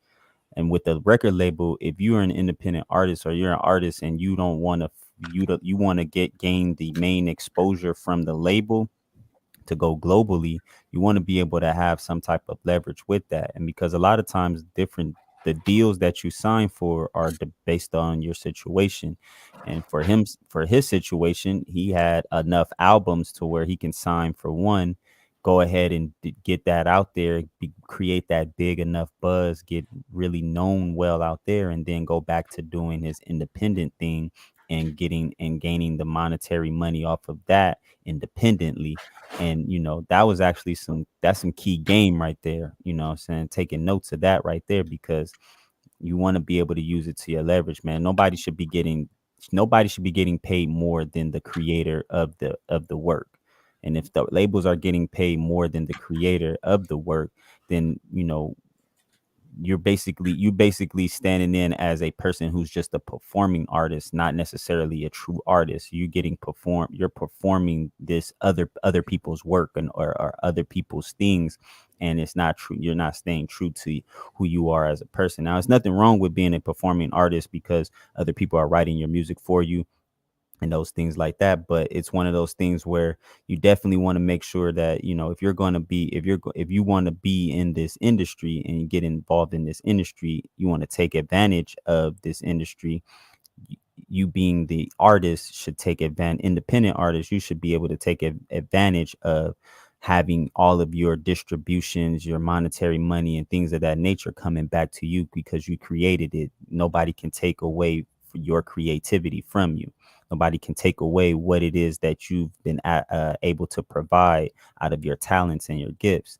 And, that's where we all want to be at, to that point where we've built a fan base and we have the ability to share with our fan base directly and give them the performances, the music, the entertainment that they need directly from us as the artists, without the record label really dictating or monetizing from us and taking advantage of what it is that we create as an individual. So that's a pretty big thing right there. And then how Joyner Lucas is right now, he has a whole app directly related to independent artists, and that's a major key right there, because there are artists who are signed to independent, they're quote unquote independent labels, because they're not the main major labels. And you know, the same rules can apply when you have that. There you go, you're back. Whew, Yeah, man, I God, think, God, you know, Lord, what was hey, going on? They don't want hey, us. They not doing what we doing. Stick. exactly. They I'm over here pressing. I'm over here having to use the keyboard on my laptop because the battery died out. My camera's going off. Static is happening. I'm like, man, listen. Hey man, they Stop working. knocking, devil. You can't beat us. Hey, it's okay, man. You know what I'm saying? You can work hard because you forever working, but we forever working. You know what I Shit. mean? We But we gotta here, we outwork it. back. We I'm back. glad my brother was able to hold the conversation Oh, and of keep you course. in tune. So yeah, in terms of Joyner Lucas, now what Joyner Lucas ended up doing, he signed to Atlantic Records for a whole entire year, and through Atlantic Records, he was able to have those opportunities to have those big features. I remember he was able to put Puff in the video. He had Mark Wahlberg. I know there was a couple. He had the record with Little Baby. And there was probably a couple the record with Eminem, with Eminem and Logic, Logic. with Logic. So he had opportunities for features because of having that that big mainstream backing. But after he decided to detach himself for whatever was happening behind the scenes, there was a couple of relationships that he built with people at Sony, and he never signed with Sony. He stood independent, but what he ended up gathering, that information was provided to him to start his own distribution company. And that's when he created Tully. He created the opportunities for the competition and his buzz through the mainstream, the mainstream machine, him being independent and be able to maintain that independently. Now he's also making like $250,000 every single month as well. So you can utilize the mainstream machine, it sounds like, for a good year if you have a catalog and a shit ton of music in the stash, so you can provide the machine one album, utilize that, build the buzz as far as you can build it, learn as much as you can of how they actually maneuver behind the scenes, and then replicate that for yourself independently. So when you detach yourself a year later, now you're able to earn all that income for yourself and your team.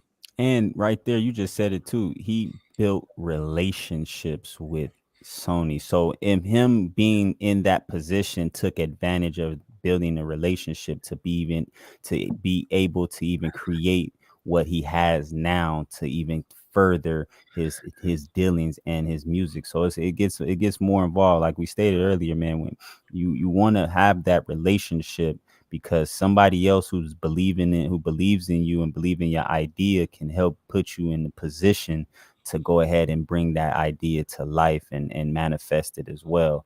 And that right there, shout out to Joyner Lucas for, you know, sticking to it and sticking to his guns, man, and creating that Telly app. Because if y'all ain't got it, y'all better go get it. And but let's best believe y'all me, we not getting paid to promote the Telly app right now. So no, not at all. And if we do, hey, we're open to it. Yeah, Joyner definitely. Lucas, anonymous innovator on the gram. Hey, we'll do it, man. You know, we'll sponsor it. We'll sponsor it. Show. We'll push it through Dropping Gems as much as we can, and get as many people signed up through our recommendations, and me and Dewan get some discounts, and we'll start competing in those competitions. Hey, man, I'm ready for it. I've been in my bag trying to make sure I write, man. Make sure just continue to write and get these different things out. As a matter of fact, I made a beat last night, a R&B beat too. It was crazy, and I don't sing, but I had a lot of melodies that was coming just off of me making a little simple beat, man. So yeah. You know, I got some R&B in the cut, just so y'all know that. now, just to add some more into the music business, I know that in order to get on, it takes a lot of money and a lot of effort. And this is not to deter anybody, because there's two ways you can get on.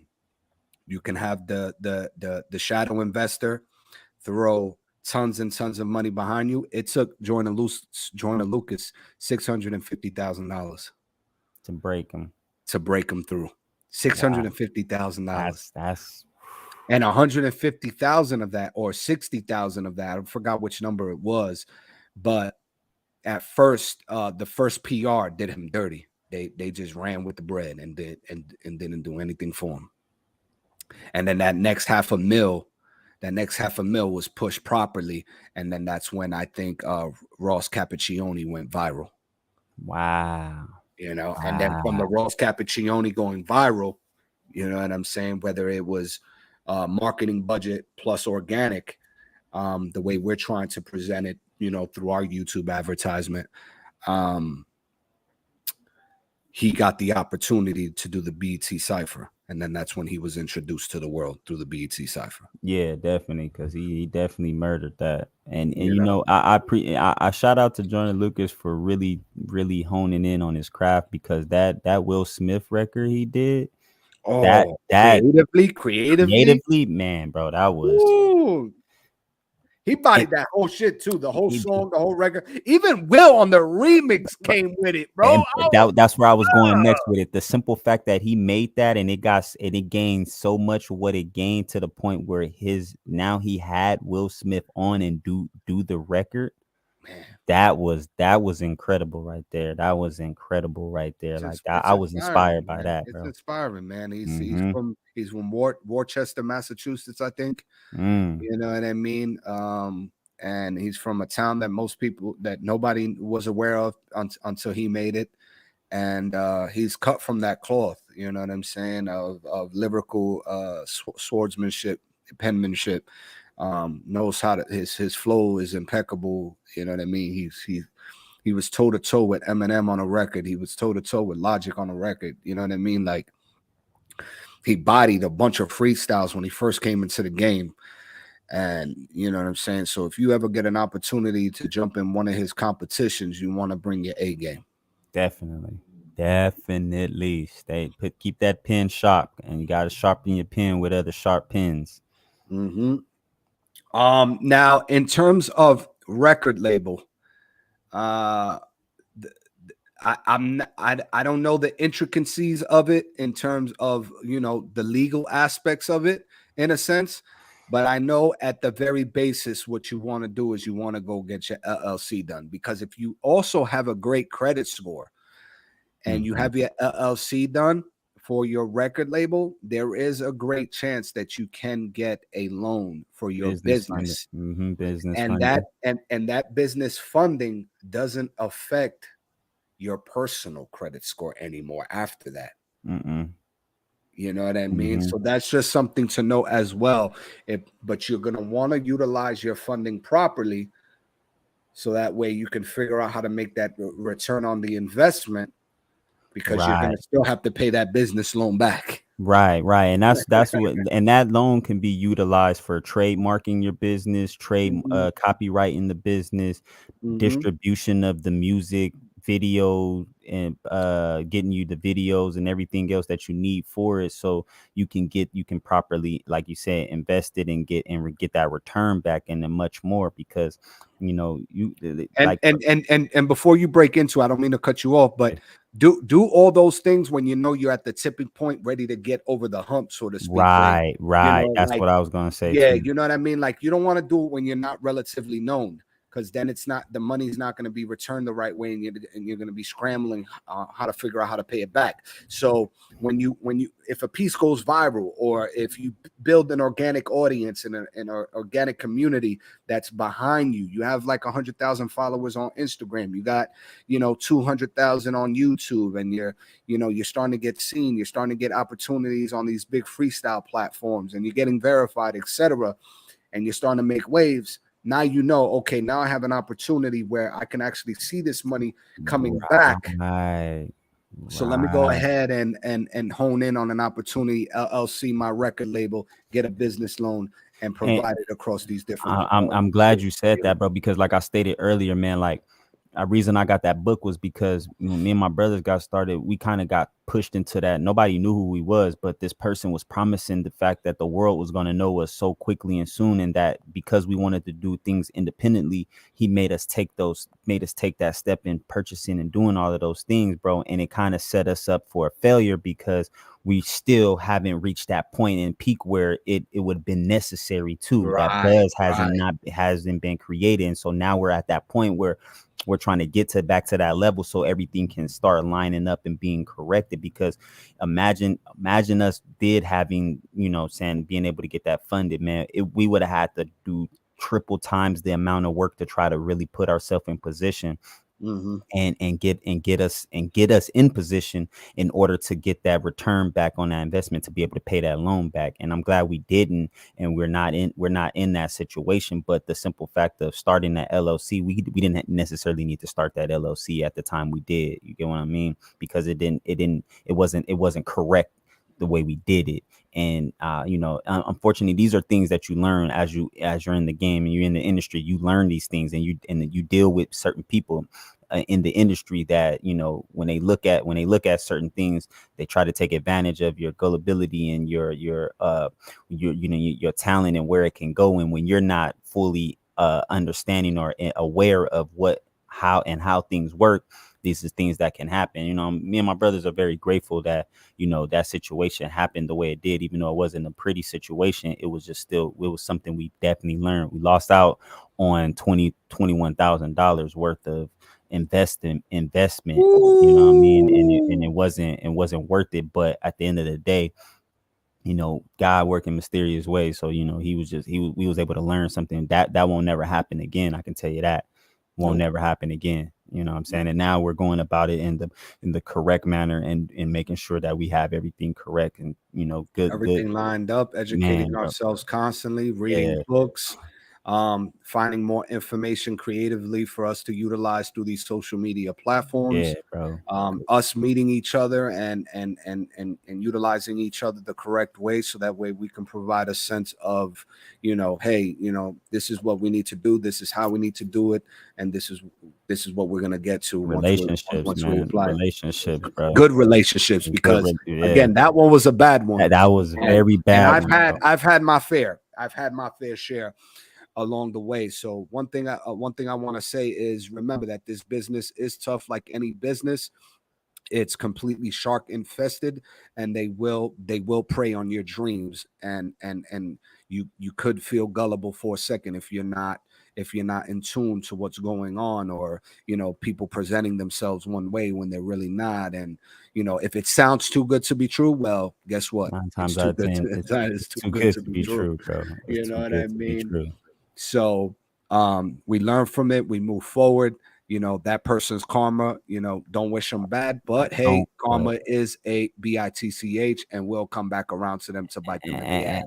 When you some of God's chosen ones, bro, I'm saying, because of your pureness and heart and the way you want to do things, that's why revenge is his and not ours, because it's the way he gets it back in the timeful manner. It's in his time, not ours.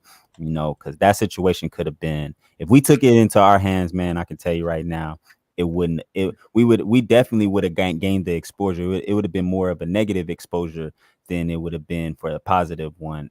You know what I'm saying? And I know they always say any publicity is good publicity, but at the same time, you got to keep in mind of our brand. Our brand would have been kind of in a different light than what it is now. You get what I mean? And we didn't want that. Yeah, we were mindful of that situation, but yeah, understand, get yourself educated in this business. At that time, we wasn't educated. We were just following something that, really, really going off of faith and believing. But now education is very key, and surrounding yourself with people who are educated and can maintain a good relationship and being able to provide you gems like this, because this is why we have this podcast as well, so we can share this with other artists so they don't have to go through that. Because we see a lot of times a lot of artists get signed to these record labels and then they're crying because they want out of the record label, because the record label is controlling everything that they're doing. And, it wasn't a good deal in the beginning. And it's not that the record label was there to initially harm them. It's I have this opportunity, but we, you know what I'm saying, I have the bigger platform, and this is how I want, and this is where I can see the money's gonna come. And you know, us being artists, like Erykah Badu said, I'm an artist and I'm sensitive about my, you know what I mean? So we get sensitive about our stuff, and we want to make sure that the right actions are taken versus not the right actions being misused, or us getting misused in the wrong way, because it's not good, man. And you know, that 21 racks, man, that we split individually, that could have catapulted and been used for distribution and launching a lot of our music to the world, and making sure that, you know, it could have broke us a little bit, gave us a nice little buzz in certain areas and situations, to the point where we were able to amass you know, a great following and a great deal of people, and probably could have put on our own show and went on our own tour or something to that nature, you know what I mean? So make sure y'all educate yourselves in regards to that, and understand this music business is a business. So at the end of the day, business has no emotions, has no feelings. It only knows action and reaction. And so whatever action you put forth is the reaction you're gonna get for it. Yeah, you good over there, my guy JR? Seeing you having a little technical difficulties, man. Yeah, keep going. I'm Okay. I'm trying to fix something. Oh, so yeah, no problem, sir. I just wanted to make sure you was good over there, brother. You know, these things happen over here, and a lot of times this what happens. Like, you know, uncut. This is raw and uncut here, at Dropping Gems. This is what we do. We give y'all stuff live, man, and we go through exactly what you go through as artists, as people, as individuals out here going after our dreams, taking off, doing what it is that we, you know, cherishably want to do and cherish at the end of the day, because you know, we all got something that we want to be able to leave and inherit for our children and our children's children and stuff like that, because that's initially why I do this. I want to be able to leave a legacy.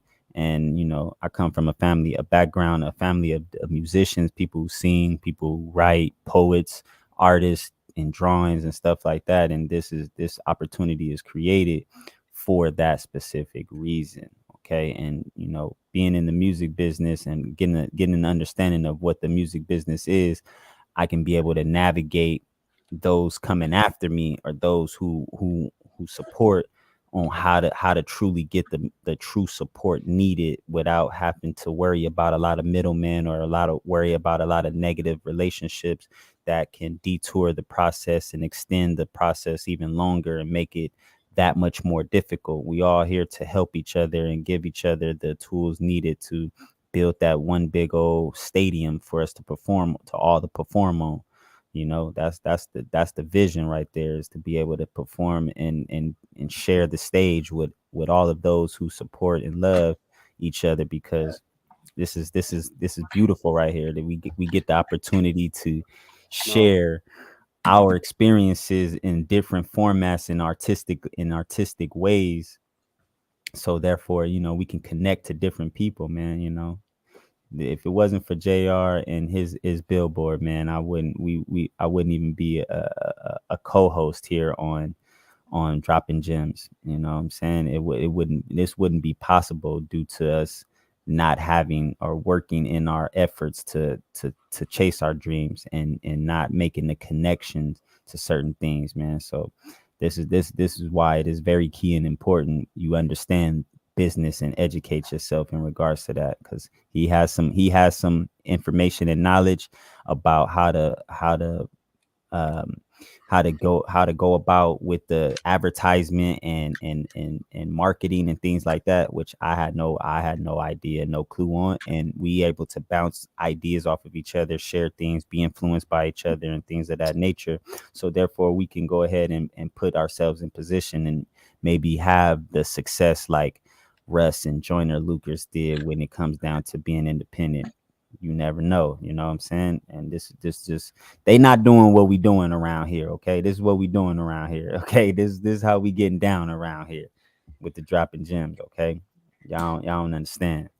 So yeah, this is Unified Media Dropping Gems podcast, episode 9. I'm gonna play this video real quick to see if I can get this situation fixed on my end. This is music advice breaking into the industry by Gilly the Kid. Oh, it's the $1 million worth of game. Let's see if I can get this up here for us. I knew this was gonna be one of those topics, man, where we was gonna have some type of, because we ain't really have trouble throughout all of this whole time of dropping gems, bro. For this whole time until almost the end of our season 1, and we getting these little hiccups. Right. Let's see. So it's all good. I loved it. I loved it.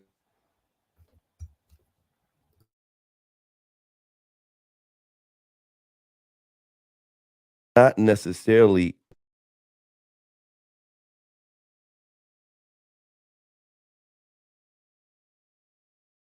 a straight up question. More or less, I'm asking for advice. Can you give us some game on the music industry? And how I can get on? Well, let me just say this. First and foremost, you got to outwork these niggas. Because as of right now, is probably 60,000 rappers in Philadelphia alone.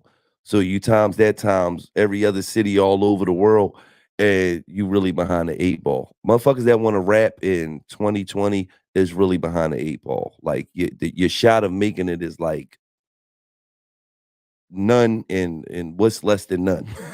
It's not like, well, it can't be less than none. What's it like? Your chances of making it as a rapper in this world is none, and then what's less than none? Like, y'all got a shot. It's a lottery ticket, yo. You say they chances of what? Of making it as a rapper in 2020 is none, then what's less than none? None of none. None of none. Okay, so if you think you're gonna be successful in this music industry, you gotta outwork probably 4 million motherfuckers all across 5, 6, 7 million motherfuckers all across the country. Because that's how many rappers it is in just the United States alone, if it's not more than that. So you got to outwork them, number one. Number two, you got to have good content. Number three, you got to be active on your socials, because socials media is the way of life now. But the flip side of that is it's easier to get on than it was back in the day, because you could get right on from your living room if you do the right shit. So it's a gift and a curse. There's so many more people rapping than it was back in the day. But also, to get on back in the day, you had to bump in the puff. You had to wait outside a concert, hope you see somebody, rap for them. Now you could post some shit up and everybody could see you from wherever you recording at. Right. And you got a chance to go viral. You can get a magical repost from somebody or something. And it's just that easy. So understand that reposts ain't as powerful as people think they is. Right. But it's just that it's a possibility where he's saying before you used to go up to New York, stand outside that building, hoping you see somebody. Outside repost is extremely powerful. Let's not get this twisted. Repost is extremely powerful when the person that's reposting you send traffic to your page, and then when they get to your page, you actually got some shit going on. Right. Because then the people that's coming to your page will actually push, follow, and stay there. See, a repost don't mean shit to somebody who ain't got shit going on. Or they'll go to your link. Because motherfucker might go to your link and might purchase something or might see something new that they like. But when you ain't got nothing going on and you want to repost, and you get that repost and you ain't get no followers, you ain't get no traction from it, is because the motherfuckers that went to your page seen that you didn't have shit going on. You didn't have nothing to land them on. You didn't have nothing to keep them there. So at the end of the day, you got to work hard. You got to put your content out. You got to market yourself. You got to be an animal on them fucking socials, whether it's Facebook, whether it's Twitter, whether it's Instagram, whether every platform that you could possibly, market yourself on, you got to do it. And you got to understand, don't base your success off how many likes you get. Oh man, only a certain amount of people like that. They don't like this record. nah, bruh, you got to keep it pushing, keep promoting, keep pushing yourself, because when you starting off as an independent artist, your marketing and promotion. So if you and the niggas that's around you ain't marketing and promoting your shit, how you gonna blow? That's the number one problem with a lot of these artists out here. They'll be doing rap. You got 15 homies, but none of your homies got your shit on their page. Right. I never understood that. Right. You got all these homies, but none of them don't have your album come out. You're not there heavy. They don't constantly post you. But when you go on that tour, they gonna want to bid on that tour bus. Mm-hmm. Yes, sir. They gonna want to soak up all. They gonna want all the amenities that come with you being a successful artist, but they didn't want to hold you down. But now that you're eating, they gonna want a job.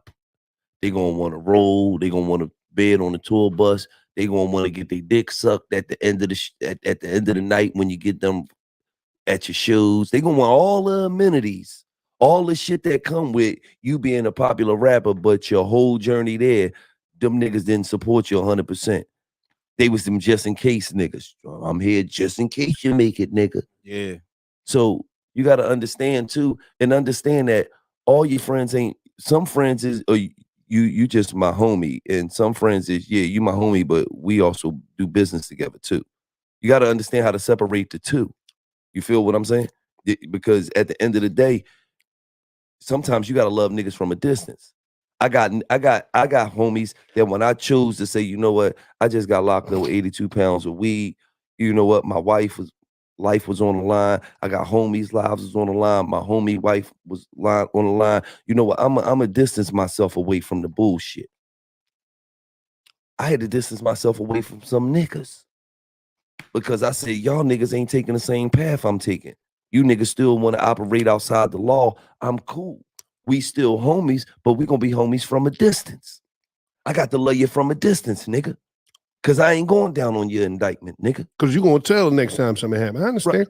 So at the no, I don't know what the fuck you talking about. I'm gonna tell you gonna talk about them niggas was gonna tell he you. tried to sneak that in there, and he almost tried to trick you. He got it. He did. I thought he was talking about the nigga. Like I ain't know he was talking about you. me. It's cool. Yeah. All right. So at the end of the day, man, that's how you gotta play it out here, man.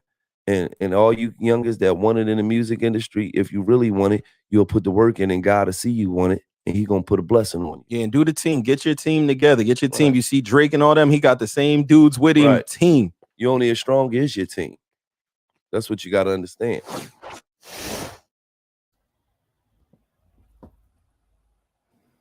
A lot of gems.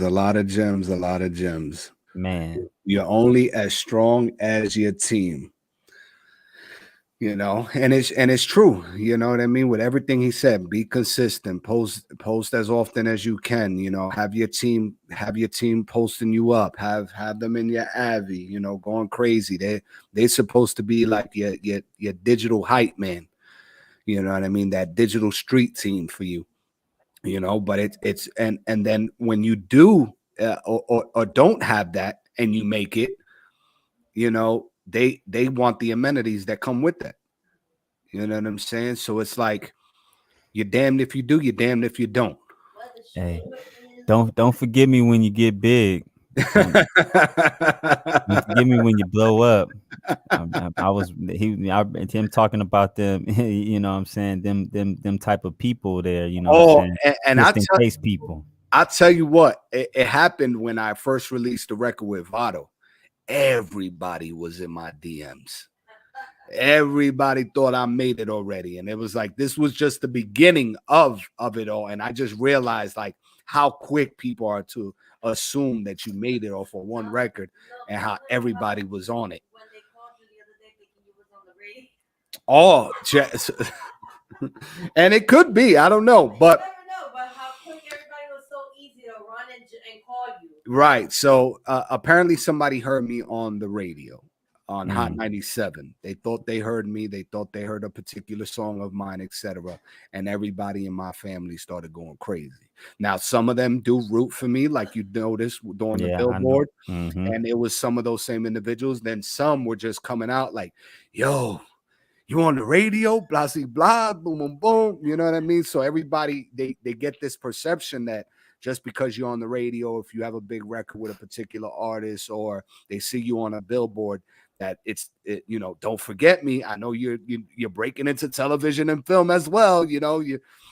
And I'm just like, man, you know, how do you expect me to bring you up with me during the time when I'm you know, enjoying my fruits of my labor, when you wasn't even there digging To the help me, ground, man. to dig the ground, to plant the seed, to see the fruits grow. And that's me Yeah. saying it in a nice way. Nice way. If I know. If I say it the way the way I want to say it, there's gonna be like 10 unsubscribed people from my channel. I get it, bro. I get it. It's I might the just way have of to change nature. my number. I might just have to change my number. Hey man, I've been having the same number for like 12 years, bro. So I'm already knowing the moment that happens, I'm waiting. That phone is gonna blow up like a Christmas tree. I know, and that's when I know it's time to change that number. That's the only time I'm changing my number, bro. Is when it gets to that point. That's when I'm changing my Yo, the number. one. You on tour? And you ain't tell me? Man, What's going on? if you wasn't tapped in, if you was tapped in, you would have known. You would have known. You wasn't tapped in on the podcast. You wasn't in the comments on effort. You wasn't sharing the video in the story. Man, you bro, know what I mean? come on now. You wasn't playing the shit in the gym. You wasn't even going to the gym. Right. Like this my cousin. Hey, bro, shout out to my cousin, man, because he hit us up. He hit me and one up, man, and he literally goes to the gym, and that is his gym song, bro. Like, man, when he goes that's to on the my gym, that's on my playlist.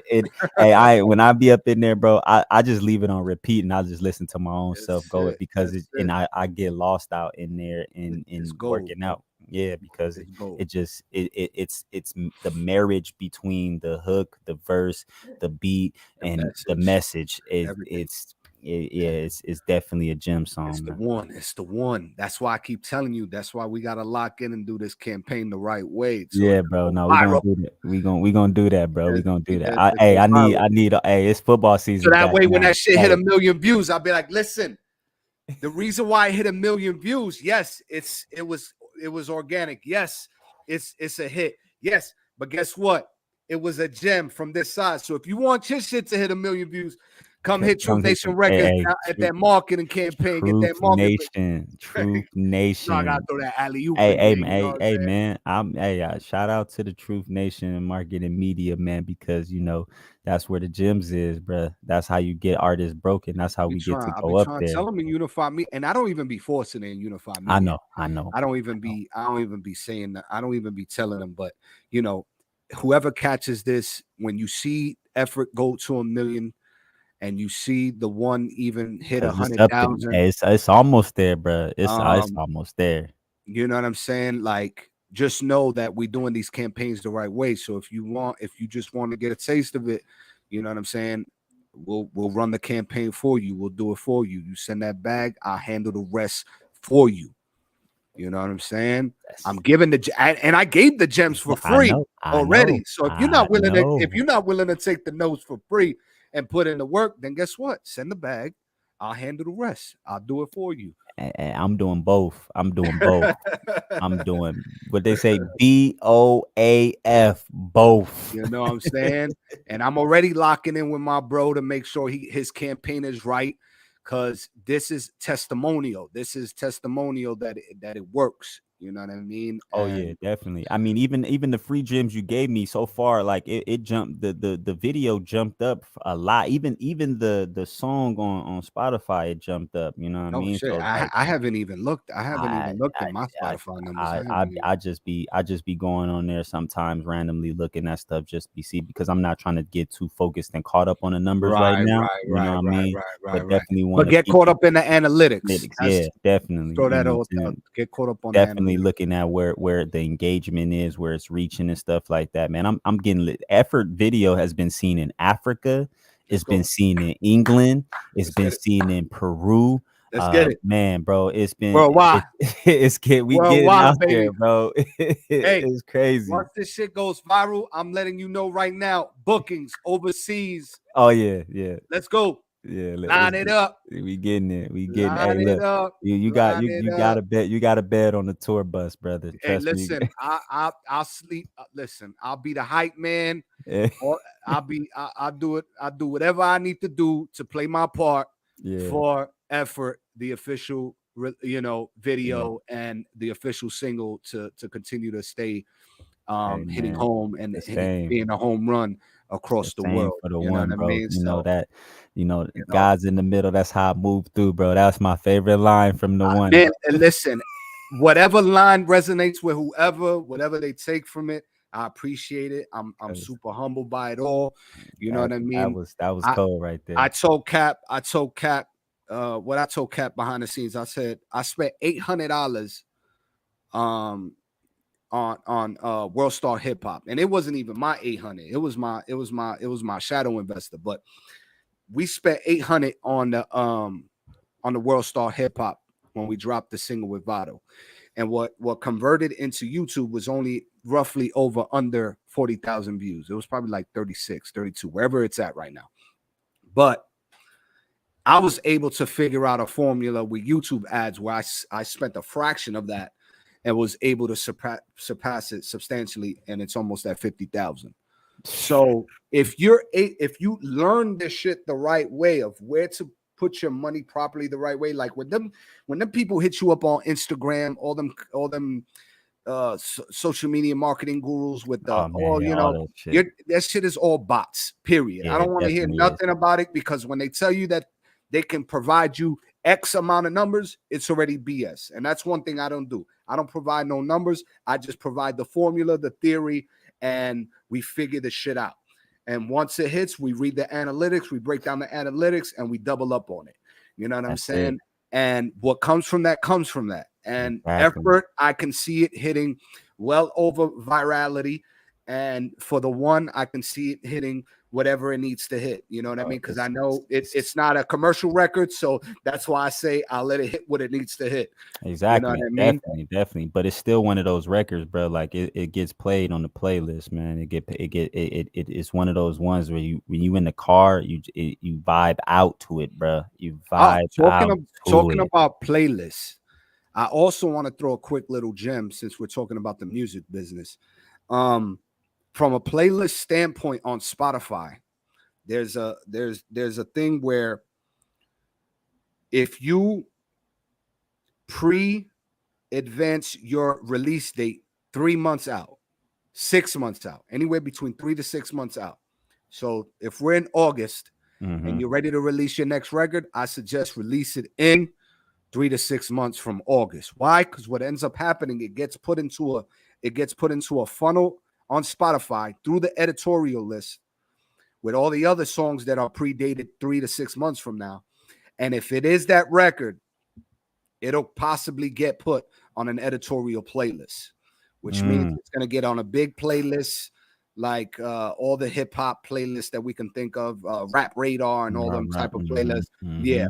So there's a chance that you can get on those playlists, and that's how you truly get on those playlists. You have to set your record 3 to 6 months in advance out, whether it's a release or an album, 3 to 6 months out, in order to be pre-qualified, not even qualified, just for them to check the record if it meets the standard for them to put it on those editorial playlists. So that's a gem right there that people are not going to give you. So man, that's a good one. That's a good one, because definitely for the next record, I'm doing that's that. 3 to 6 months out. 3 to 6 months out. And test it. The second one, do 3 months, right? And then the third one, release it in 6 months from the submit it, and it's going to be released 6 months from the day you submit it, whatever that date is, and let it go through the funnel. Don't even say anything about, that it's going to be released 6 months from now, because everybody's going to forget about it naturally because it's 6 months. But as you're peaking towards that day, a week, 3 days, 4 days before the actual release, there's a chance that you'll get an email and say, hey, this hit, we loved it, and it's being placed on an editorial playlist.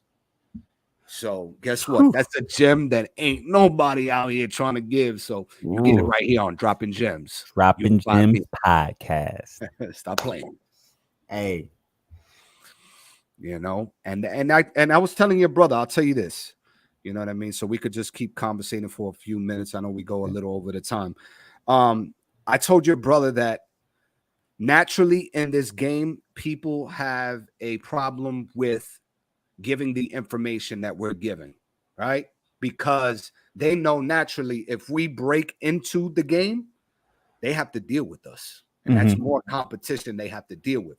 So they're not willing to provide that information. Me, on the other hand, I don't give a period, because I'm going to give it to those who are going to take the information and apply it. Some are going to listen to it. Some are going to do the research. Some are not.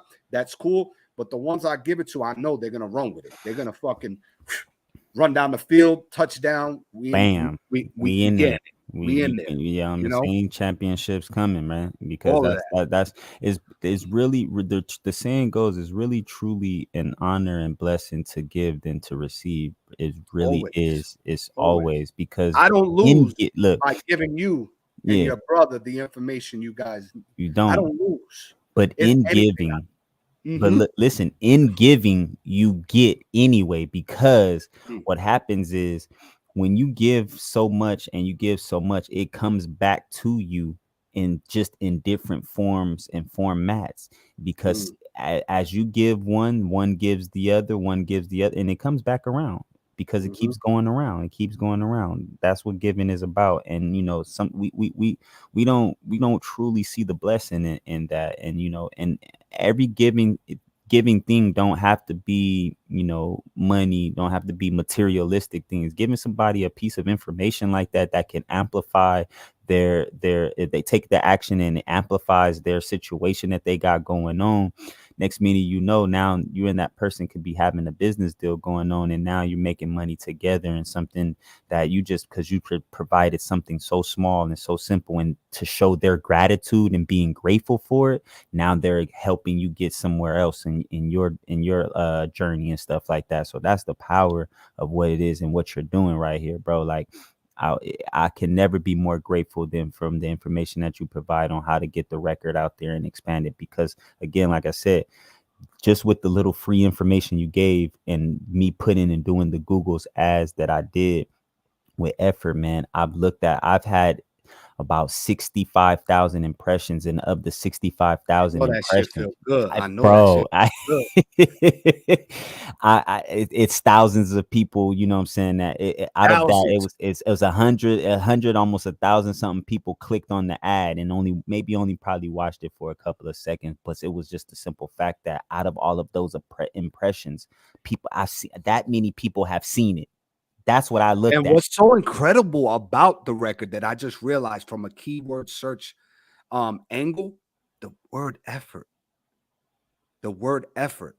So if you think about keyword searching, which we'll be doing more of that on Tuesday, but just the word effort alone, people are trying to find words and motivation and inspiration, etc. So when they type in the word effort, we're going to have that as a keyword search in there to test out. There's going to be 5 keyword searches that we're going to test out. And when we test them out, matter of fact, not to cut you off. Go ahead. No, I'm just saying, matter of fact, not to cut you off, but so I don't lose it. When I even did the search on YouTube and typed in effort, my video sits next to another video that says no effort that has 400 and something thousand views towards that video. But mine sits above it because it's a little bit more fresher. That video got released about 2 years ago or a year ago or something, and mine is the newer video that's out. So you know what I'm saying, to see that, like, oh wow. And then to see looking at some of the analytics, bro, people were searching that. We're sitting underneath a Little Baby record that people didn't see because of my video. My video was it. And we could, and what's so incredible about reading all those analytics, have you noticed where they'll tell you, the area that has been clicking on it, but they'll also tell you the audience, other videos that they search. Right. Tory Lanez, So that's a Lil keyword Baby, search. That's a keyword search. man, ROB, that gang or whoever that is, bro. I've We seen, take Tory Lanez and Little Baby, Baby, and we'll add like 3 more keyword searches. Tory and Lanez, Little Baby, effort, music lovers. You know what I mean? and I was bro, tripped out, bro. Like I was like, wait, it's what? gonna be game changing, bro. I'm telling you, they not ready. They not doing what we doing I'm here telling you. at Unified Media Dropping Gems podcast. We are almost at the closeout. We have one more episode before season 1 of Dropping Gems podcast is over. Me and the brethren, we're going to figure out exactly what that last episode will entail. It could just be something random where we did for episode 1, where we'll just have a genuine conversation and just let everybody, come. Well, I'll put it to you like this, brother, because there's something special due to the fact that Dropping Gems episode 10 actually falls on the day of my baby reveal. So there's something special. We're gonna do something special for Dropping Gems because the day after, because I have to know what I'm having. You know, the world has been hearing me speak about this, and you guys have all been hearing me speak about. So your reveal is Saturday on that Saturday. So we'll be having Dropping Gems Sunday. Yes, sir. We'll be having it on a Sunday. Okay. And we'll get to hear about all of that, the experience, how I feel, everything of that nature, man, and what is to expect, because that's beautiful for episode 10. And so 10 fatherhood. look at how there's no other way to put it. Like, you know what I'm saying? Like, the fact that we're gonna get the information of the reveal, that following day, and it's going to be Sunday instead of Saturday for the podcast, and you're finding out this blessing, the new addition to the family, to the greatness that you guys already have, is fatherhood, parenting, family again. You know what I mean? Family, fatherhood, parenting. We're gonna be talking about it. And see, and the thing we can talk about too is you already being in the hood, and me coming and joining the hood. Oh man, it's gonna it's a beautiful destruction. And then what I mean by destruction is because normally there's no pamphlet for it. You know what I mean? And it can be destructive because we feel like we're not doing enough, or we're kind of comparing ourselves to our parents. Like, there's so much destructionness within the beauty of parenting. Sometimes I beat myself up daily. I don't want to get too much into it because I know we're at the end of this and we can save it for that particular episode. But I find myself breaking down to my wife, where I tell her, oh, I feel like I'm not doing enough for them. And she reevaluates and tells me all the time, like, are you crazy? Like, you're the best thing that's ever happened to them, and they're super spoiled. Compare them and the way they live compared to the way you grew up and the way you lived. Compare yourself now to the way your parents were when they were your age, where you were at when you were their age, when you were the kids' age. Like, just compare lifestyles, compare your education, compare your growth mindset, compare the way you are with your children compared to the way your parents are with you, etc. Like, there's so much intricacy in it, and it can be beautiful and yet destructive. Thank you, my brother. Yeah, I can't wait for that episode, man. I wanted to make sure I said that because I didn't want that to go. Oh, no, please. Whether you would have told me now or later, I would have been ready for it. Like, Sunday it is. And I'll be looking forward to the reveal and all the information. Yes, sir. Most likely we'll have some pictures. So y'all make sure y'all follow me on all of my social medias, IG, YouTube. All of them is at ONTL Dewan, or ONTL_DJUAN, and you'll get all of the updates and see all of those things, because it's going to be fun. It's going to be family. It's going to be fun. It's going to be new. You get to share and watch the journey. And it's beautiful, while at the same time, like we had in the last episode, chasing our dreams while dealing with family, friends, the business, all of these things, what I'm saying, with these things going on, and working a 9 to 5 at the same time, man. So get to see how I get to juggle and you're gonna do great, man. And what's such a blessing within it all is the fact that now that you have what you have in your support system physically, on top of everything that you've been able to gain within the relationship that we have and the others that we've been blessed to have as well within Unified Media Group, whether good, bad, etc. in between. It'll just elevate your mindset. It'll elevate your growth. It'll elevate you as a person, father, friend, businessman, brother, son, etc. Because I can feel it. You know what I mean? I can see it even in the conversations in your brother.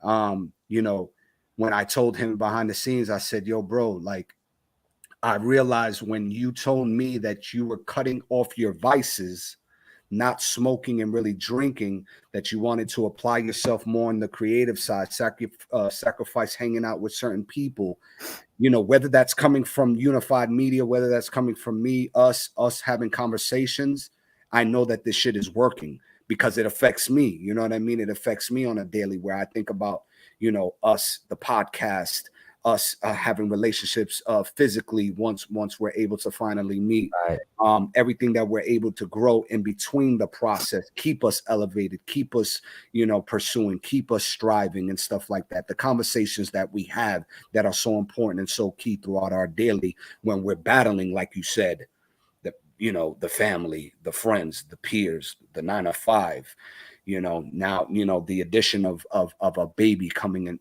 into our lives and that kind of pressure, whether it's good, destructive, and beautiful, you know what I'm saying? So I'm here for it all, honestly, bro. I said that in the beginning, and I truly stand by that. I mean, it's no other way to get through it but to get through it, you know what I mean? So again, there's no pamphlet for it. You'll learn as you go, and I know you're going to do an amazing job as a father, you know what I mean, and as a husband or woman, I mean, yeah, because I don't know if you guys are quite married yet. I'm sorry. No, not yet. But not yet. It's not yet, I'm not gonna rush. I'm not gonna rush. No. You're not the only person too. A lot of people be like, "Hey man, you need to make sure you marry that girl. Make sure you." I'm like, if it's meant to be, it's meant to be. That's all. The time will come when it's time. Man. Just let you know what I'm saying. We got that was already in my plans anyway. So it's just like when we have the date, I'll let you know. You know what I'm saying? We'll figure out the details. Yeah. Shout out for the Don tapping in at the Don. It's been a minute. That's oh yeah. C note, the Don, man. Yeah. He switched his gram to something a little more professional, I think. I like that. More acting related. I like that too. I've been supporting too. It's been fun. You know what I'm saying? He's a very good dude. You know what I mean? It was just the circumstances within the group that just needed to be brushed out and brushed over. Man, things. We all humans, man, and sometimes emotions be high. Be high. And sometimes what happens is, when it comes down to feelings, sometimes we forget that as human beings, there is a emotion that is higher than what our human being understanding is, bro. Sometimes we can't comprehend certain things because we need to step away from emotions to really get a feel for what it is, and then come back to understand what that is, man, because human consciousness is just one level. There's a higher consciousness than that, bro. There's way higher consciousness than that. And we tend to be limited on certain things when we let too many emotions affect us. Excuse me. Bless. Thank you. You know what I mean? But this is Unified Media Dropping Gems, episode 9. We will see you next week on Sunday. Instead, same time, same place, same energy. Stay blessed, stay safe, keep striving. We want to see you at the very top. Yes, sir. We out. Now, see, watch this now. Watch this not work. Here we go. Let's see if this works. Hey, he be working, trying to make sure. This whole episode. Run this back. Share this episode with those who will find the music business information useful. Yep.